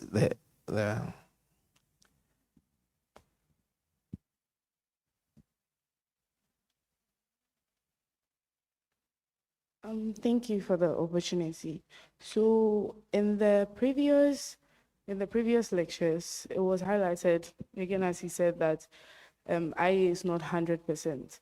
I wanted to ask how that would fare in a clinical setting, in the diagnosis of a patient with an illness and a Munchausen syndrome patient, because they specialize in imitating diseases and conditions to a T. So he highlighted in his lecture about how the IA is able to identify certain sounds, certain facial expressions. So I wanted to ask how in a clinical setting it would be able to differ in that sense. Right, thank you. We'll take the last one and then George would come up. So the last question. Yeah. Here.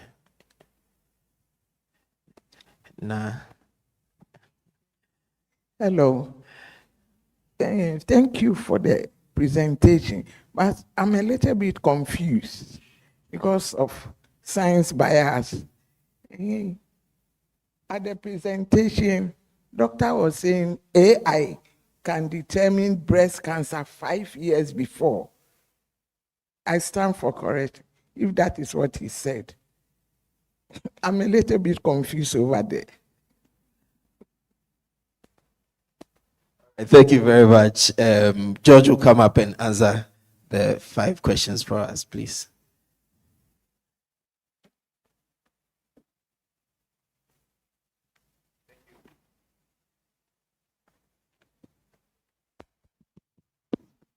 Thank you all for these questions. So I'll begin with the first one. So you wanted to know how ultrasound scans done by non-experts end up in courts if there is a problem, and who should answer. Okay, so first of all, AI has to be used responsibly. And the word responsibly here is a technical word. It doesn't mean being gentle or being obedient or something. There are rules you have to follow. First of all, you have to know about the algorithm you are using. You have to know about its accuracy, its sensitivity. These are specific terms. You have to know about the data that was used to train the algorithm. And you have to be able to tell if there's any bias in the training data with respect to what you are using. Now, there's also the issue of explainability. And a lot of these AI models, to be frank, are what we call black boxes, in that their modus operandi are too difficult for the human mind to understand. For instance, a deep neural network has over 500 trillion neurons. At any point in time, you cannot tell with accuracy or precision what each neuron is filtering. So you cannot account for everything, but then you can account for an answer at the end. We all know that it can make a prediction, and we know that it went through processing, but then we cannot tell for sure what each neuron actually did. We can't answer that. So explainability is an issue. You should be able.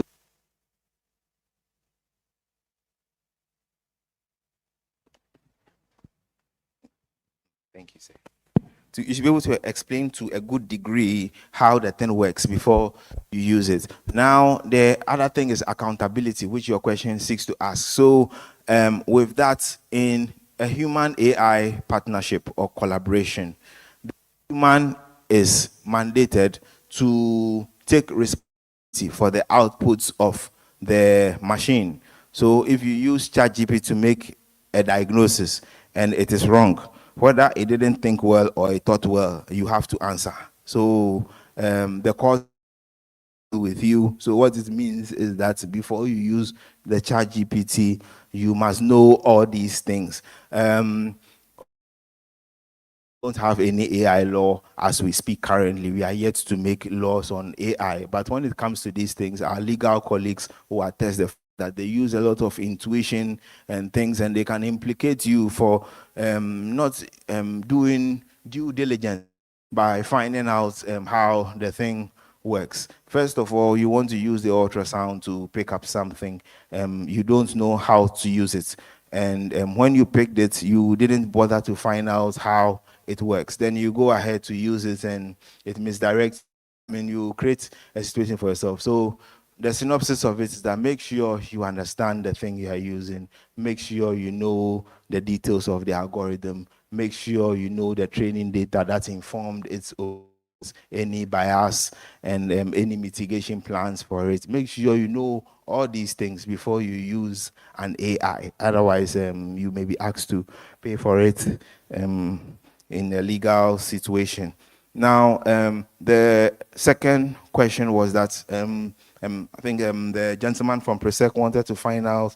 Please, can you mention the name of the device? You said humanoids. Okay, robots. So you wanted to find out how some of these equipments we use around MRI scanners because of the magnetic potential. Yeah. So for MRI, we don't take ion containing or metallic objects around them at all. Is a no-no. But I guess you want to find out, are you interested in how the humanoids can play the role of, let's say, an MRI nurse to ship the patient into the machine? Or you are interested in how the AI makes diagnosis from the MRI image? Which of the two are you interested in? How they take it into the machine. Okay, so then with that one, metallic humanoids are bad. You can't use them over there because they will get destroyed, and even anyone accompanying it might be hurt in the process. They can cause an accident, fatal. Even the trolleys we use on the ward, there have been instances where the ball of the magnets has attempted to swallow the whole trolley. I mean, it's a very high field magnetic strength. I think about 200 or more times the Earth's magnetic strength. So it's a no-no for metallic containing robots, robots that contain metals. The third question, how do we master prompt engineering as doctors? So prompt engineering is a life tool. Now, because of AI, everyone consults ChatGPT. Everyone, the student does, the lecturer does, the patient does, the doctor does. So it's a question of responsibility. Everybody must know. So even though it is not carved, it's not part of your medical school curricula, you have to find ways of knowing how to engineer prompts. There are lots of prompt engineering courses online. I have an AI school locally in Ghana. Dr. Perez will talk about it soon. And we roll out some of these courses too on monthly basis for people to learn prompt engineering. It's one of the essential skills of the 21st century, because the difference between a good prompt and a bad prompt could equate to life or death or wealth or poverty. So it's something that something that determines life now, prompt engineering, and there are schools there you must learn it. Some medical schools may teach it, but if they don't teach it, you still have to learn it. Please, I hope I answered your question. The fourth question too was on the Munchausen syndrome. Yeah, so I must say that most of the large language models have been trained on very large data, and in fact, with the Munchausen, I'm not sure, but then I'm sure, I believe it would have been trained on a number of those cases, so much so that it can detect whether you are faking or not. But in the case where you are not, let's say, is not being able to do that, it doesn't just observe pattern. The models we have these, they do what we call neuro-symbolic reasoning. So, for example, it looks at the image of this table, then says, well, looking at the color, texture, density, this is a podium or something. Fine. That is through pattern recognition, because it has seen similar things that looks like this. In addition to this, there's a logical element which actually physically or some way somehow assesses to see that what is seen is actually wood, and not that it looks like wood. I don't know if I'm making sense here. So in other words, it is going to diagnose the patient through two ways. It's going to diagnose it through recognizing patterns. Maybe every patient who has headache and fever is malaria. That is one pathway. And it's going to use another pathway to actually substantiate the headache. What is the headache? Why the headache?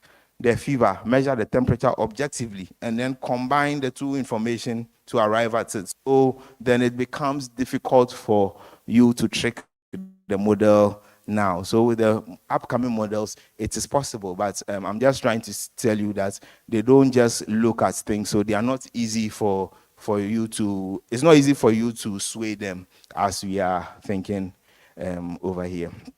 Okay, I think that was, sorry, yeah, madam, please, sorry, so I think the 5 years breast cancer, yes, please. So yes, it does. So it's able to see lesions 5 years before the human eye can see.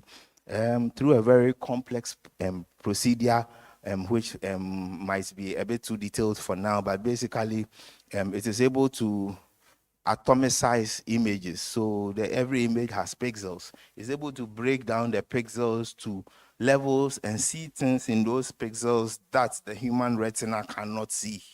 So in other words, it can see better than us. That is one thing. The second thing too is that it's trained with a large corpus of data. I mean, as a human being, realistically speaking, in a lifetime, you can't see more than 1 million X-rays or CT scans. We can train an AI model with 100 million CT scans in 2 weeks. So it has a lot of data to make inference from. That is one. And then two, even when it comes to the images itself, subjectively or objectively, it can make more meaning from every given pixel, comparing the human eye and the camera.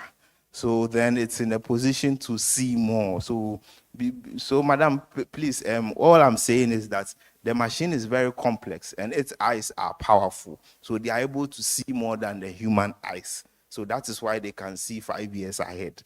Yes, I think we can keep it at. Thank you very much. Let's put our hands together for George. Because of the time, we are going to suspend the other questions so we can begin to wrap up.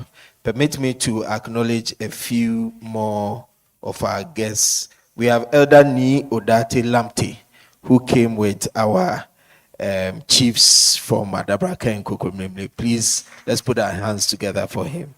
Thank you, Ni, for coming. We also have reps from Cocoa Clinic.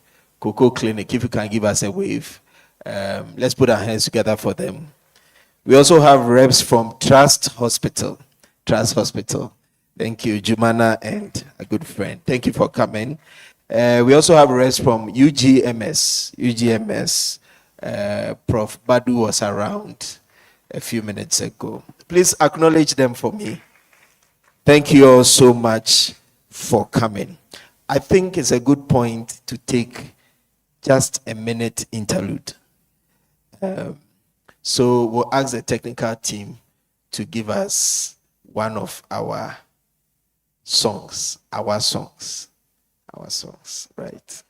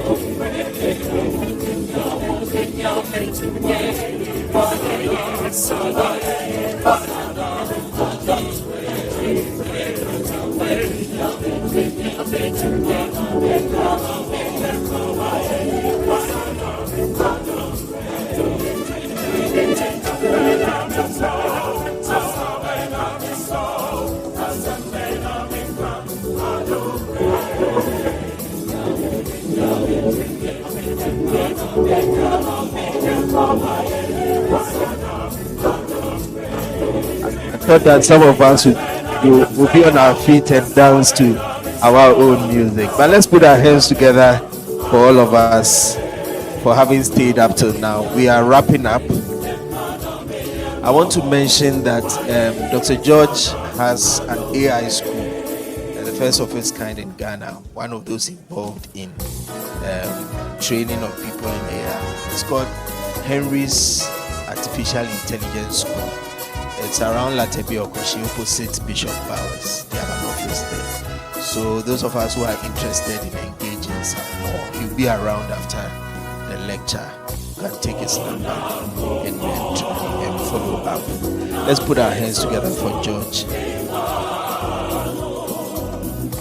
So as part of our innovations, we came up with a competition which we posted online, and we asked the public to come out with an AI-driven solution for early detection of breast cancer, management of breast cancer, and so on. And it was very interesting, the things that people wrote to us. We got it marked by our technical people, Professor Clegg Lamptey, and by God's grace, we have a winner. This is a maiden competition, actually, driven by the Ghana College of Physicians and Surgeons. We are going to invite the president of the college and our chairman for the occasion to come up. We are going to announce the winners for our maiden AI challenge. Please, let's put our hands together for our president.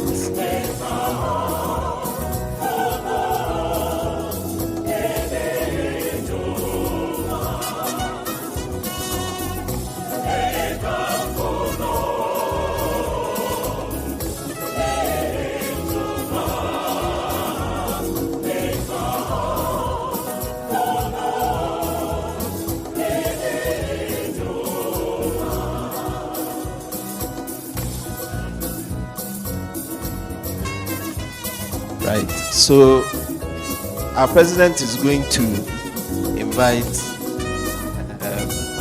the immediate past president to assist him to make this presentation.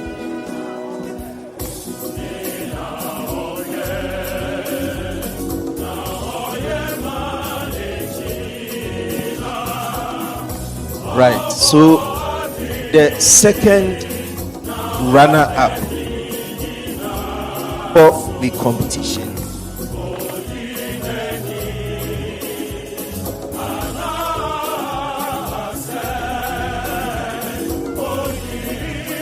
was Dr. George Anson. Dr. George Anson. And we want to invite him. He gets an AI scholarship award from Henry's AI School. Please, let's put our hands together as he comes. Oh, please put your hands together for him. Well done. Well done.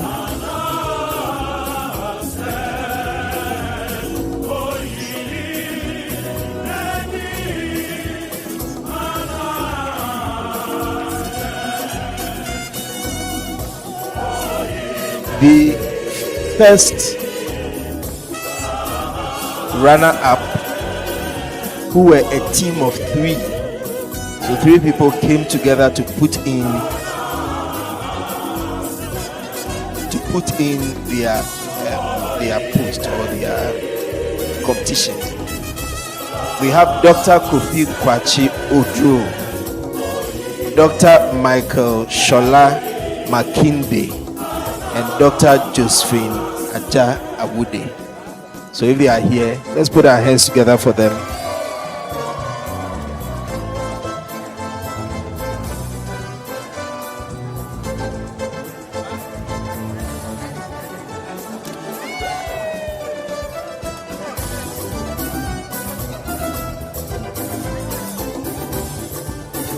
So Dr. Josephine Aja Awude, please put your hands together for him.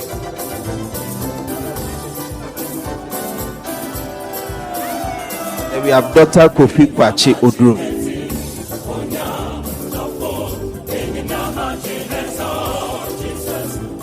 And then finally Dr. Michael Shola Makinde.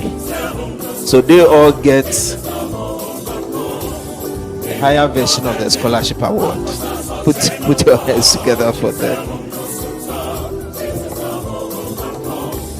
Finally, the overall winner, again a team of 3. In fact, incidentally, 2 of them are engineers and 1 a medical doctor. They came together and then put in their submission. For them, after we award them, we want them to summarize exactly what they wrote for us. Because of time, we didn't want to allow the others to, but they are going to be given about 3 minutes to give us the innovation they came up with. When they present, you understand why we gave them the top award. So, President wants to invite someone to make a presentation. For this one, that's the rector. Professor Richard Adanu, please put your hands together for him. So incidentally, Professor Adanu was kind enough. When we were going to award, he looked at it and said, no, this is too small. And he was kind enough to increase the amount of the award. Please put your hands together just to encourage our young people. So with an award amount of 5,000 Ghana cedis and an AI training scholarship, these were our top winners. We have Engineer Dr. Francisca Doma Achiampo, Engineer Dr. Henry Nunu Mensah, and Dr. Michael Kofi Achiampo.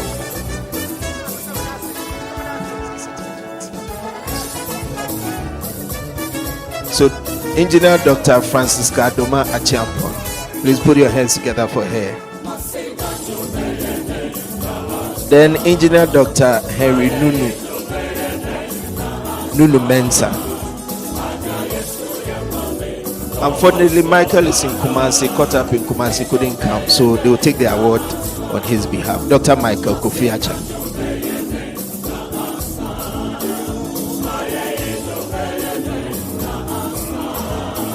And then finally, a check of 5,000 Ghana cedis from the Ghana College of Physicians and Surgeons. Please put your hands together for them.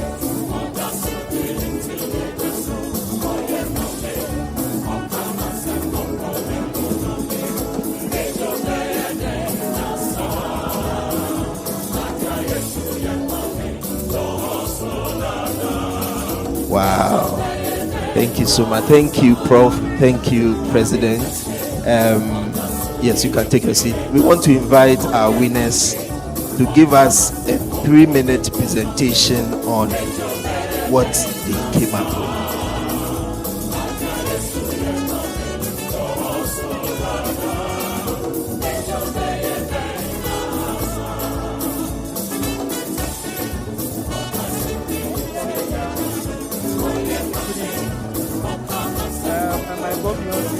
Came all the way back. So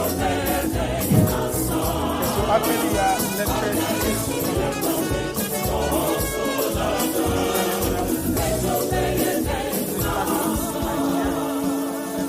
teamed up with Dr. Michael Chum from the Konkwanochi Education School. So basically, what we want to do is I lead a research lab. I'm actually the AI and health lead. So we do a lot of stuff. I think on Saturday, 3 of my years, one, maybe I'm talking about web page, is very good. One ties into one. The first one, which is technology, looks at how they're able to provide images. Someone was asking about MRI. So what we found out was that we talk about ethical AI and all that. And with all these things, inclusion is very key, right? No one is left behind. You have people with implants and all that. So what happens to them? Care has to be administered. It's very difficult. So what we did was to come up with a system that is able to translate CT scans to MRI. And the CT to MRI scans. What it does is that what we found out too was that you don't really have a lot of variations in it. So there was a work we conducted to enhance the variations in the translations. So that was one. The second one also had to do with which was part of what we presented, which had to do with histopathology images. So that's what the rest of the class coming. So what we did was that we already have the WSI, which is gigafix, very computationally expensive. So what we did was to come up with techniques the way to press the gigafix images to, let's say, a simpler form, right, which you can easily run on low resources because it's a challenge that we have in our part of the world. Yeah, so we did that, and we benchmarked it on breast cancer detection, going normally the breast cancer, those kind of things and all that. And to surprise you to know that the accuracies that we were looking at are very, very good, comparable to just working on the WSI images without pre-processing. It means that the computations that we did on this reduce size and then we affect how it can be used to aid diagnosis. And the next stage, the idea we presented was, what next? We've done this, what next? The next step was to, one, because we wanted to reduce the time that it takes once you go through biopsy, you have the tissues are stained and all that, and you have to, the pathologist will have to look at that and maybe tell you what is wrong with you and all that. Patients tend to wait for long to get a response, and it's no fault of theirs. Limited pathologists against a lot of samples that they have to look at. Yeah, so that's where the AI comes in. We're looking at child cases and all that. So once it does that, the next step is, can we also tell the stage? So the AI looks at it. It tells you that, okay, fine. Looking at these as let's say things we see in the WSI image, there's the likelihood of you having a breast cancer in that image that we are looking at. And we are able to tell you that, okay, it's at this stage, that stage, that stage. So once we are able to integrate the staging aspect to it, it also helps because there's a trial, it can be a trial system, draw attention of the histopathologist, right, to very critical ones. So once you realize that there are ones that are at very advanced stages, you draw their attention as soon as possible. Yeah, so that is the idea that we presented. And one thing too that we are very big on is about impact. The lab that we belong to is about impact. So how can we make impact? We can make impact by working with domain experts. So in the, as I said, we are doing AI in health. So we have some domain experts amongst you that we work with. And maybe we'll just acknowledge a few of them.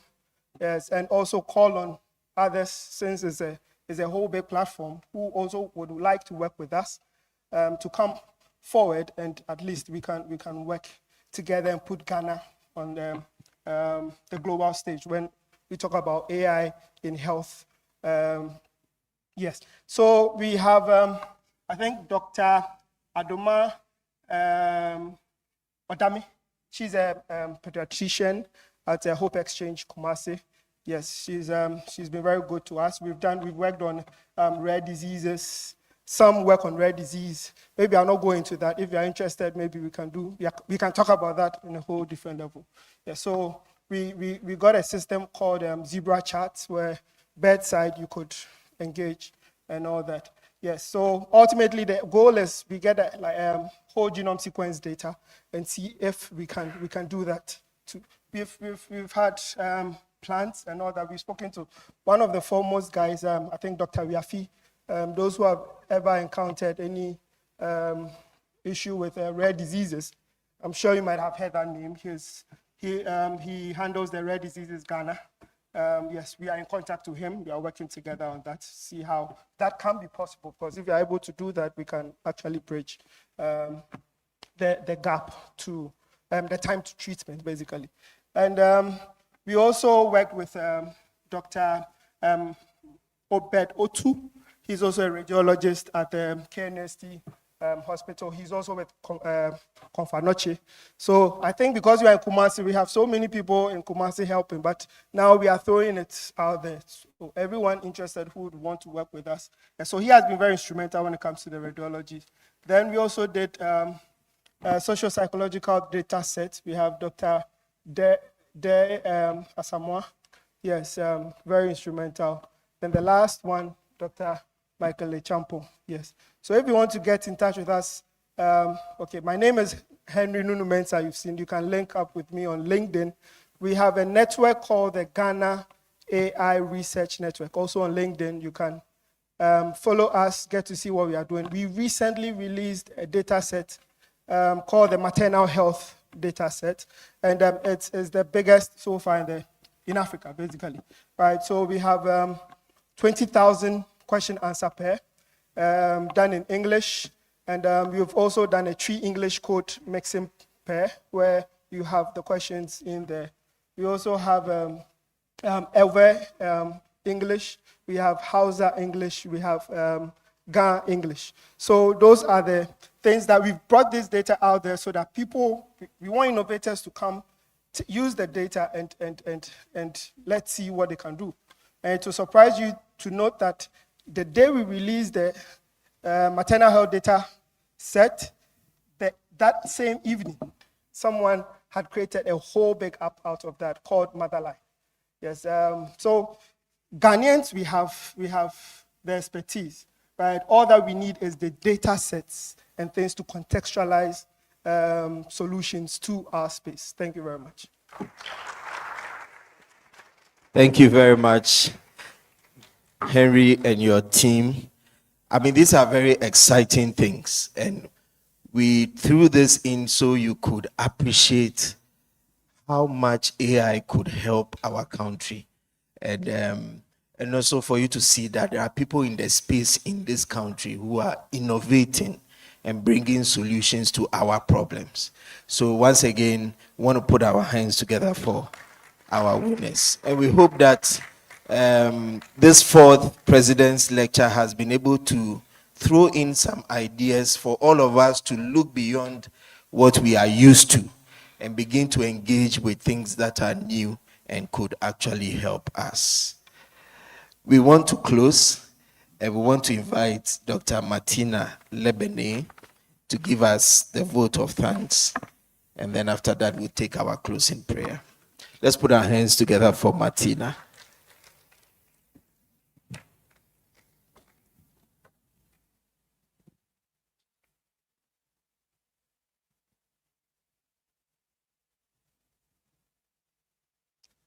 Thank you.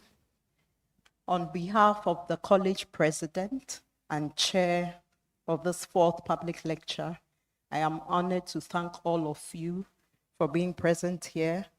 I want to thank our vice presidents who have assisted our college presidents very ably, our rector who has been here with us and been very supportive in every way of these lectures, our immediate past college president, Anime and Name, the representative of the Minister of Health, representatives from schools and other organizations, our winners and our speakers. I have to mention them: Dr. Heather McNeil, Dr. Ken Masters, Dr. Sophia Balanchi Aresti, and our own Dr. George Aqua. Thank you all very much. I believe it's been very engaging. It's been interesting. We've been stimulated to look into AI and how it can impact healthcare. Thank you for staying with us the whole 2.5 hours. We hope that when we call on you again to join us for another public lecture, you'll be here with us. We thank God Almighty for seeing us through it all, and the committee members who have worked very hard to bring this to you all. Thank you once again for coming. Yeah, thank you so much, Martina. It's been really great working with this team on the Ghana College President's Public Lecture Committee. Please, let's put our hands together for the team. Two of them are at the back there, and Martina. God bless you so much. We want to close with the permission of our chairperson, who has deferred because of the time his closing remarks. We want to take the closing prayer from Dr. Dorothea Akosia Amu. Put your hands together for Doc. Shall we rise up and pray? Those who can. It's been a long sitting time, so it's good to stretch the legs also. Okay. Father, in the name of Jesus, we thank you so much for a time like this. We thank you for the opportunity to participate, engage, and gain knowledge with regards to AI in our health system. We pray, oh Lord, that the knowledge that we have gained, we will put to use for the betterment of our nation. We pray for traveling mercies for everyone here, wherever we are going. And we pray that your will be done in our lives always. In Jesus' name we pray, amen. Thank you so much, Dr. Dorothea. By way of announcement, washroom is on my left downstairs. And then we are going to take, the door, so we can go out if we want to use it. There's refreshment available for us at the atrium. And then please, let's all not leave immediately. We are going to take pictures outside on the staircase. So those are the announcements. So there's refreshment. We are taking pictures. Those who want to use a washroom, when you go out on my left and then straight up ahead, there are some washrooms for you. Thank you all so much for coming. We are so grateful. It's been an impactful President's lecture. In fact, we've had the highest number so far since we began these lectures. More than 500 online and more than 400 here in the auditorium. Close to 1,000 in attendance. Thank you. God bless you. And let's meet outside for the pictures.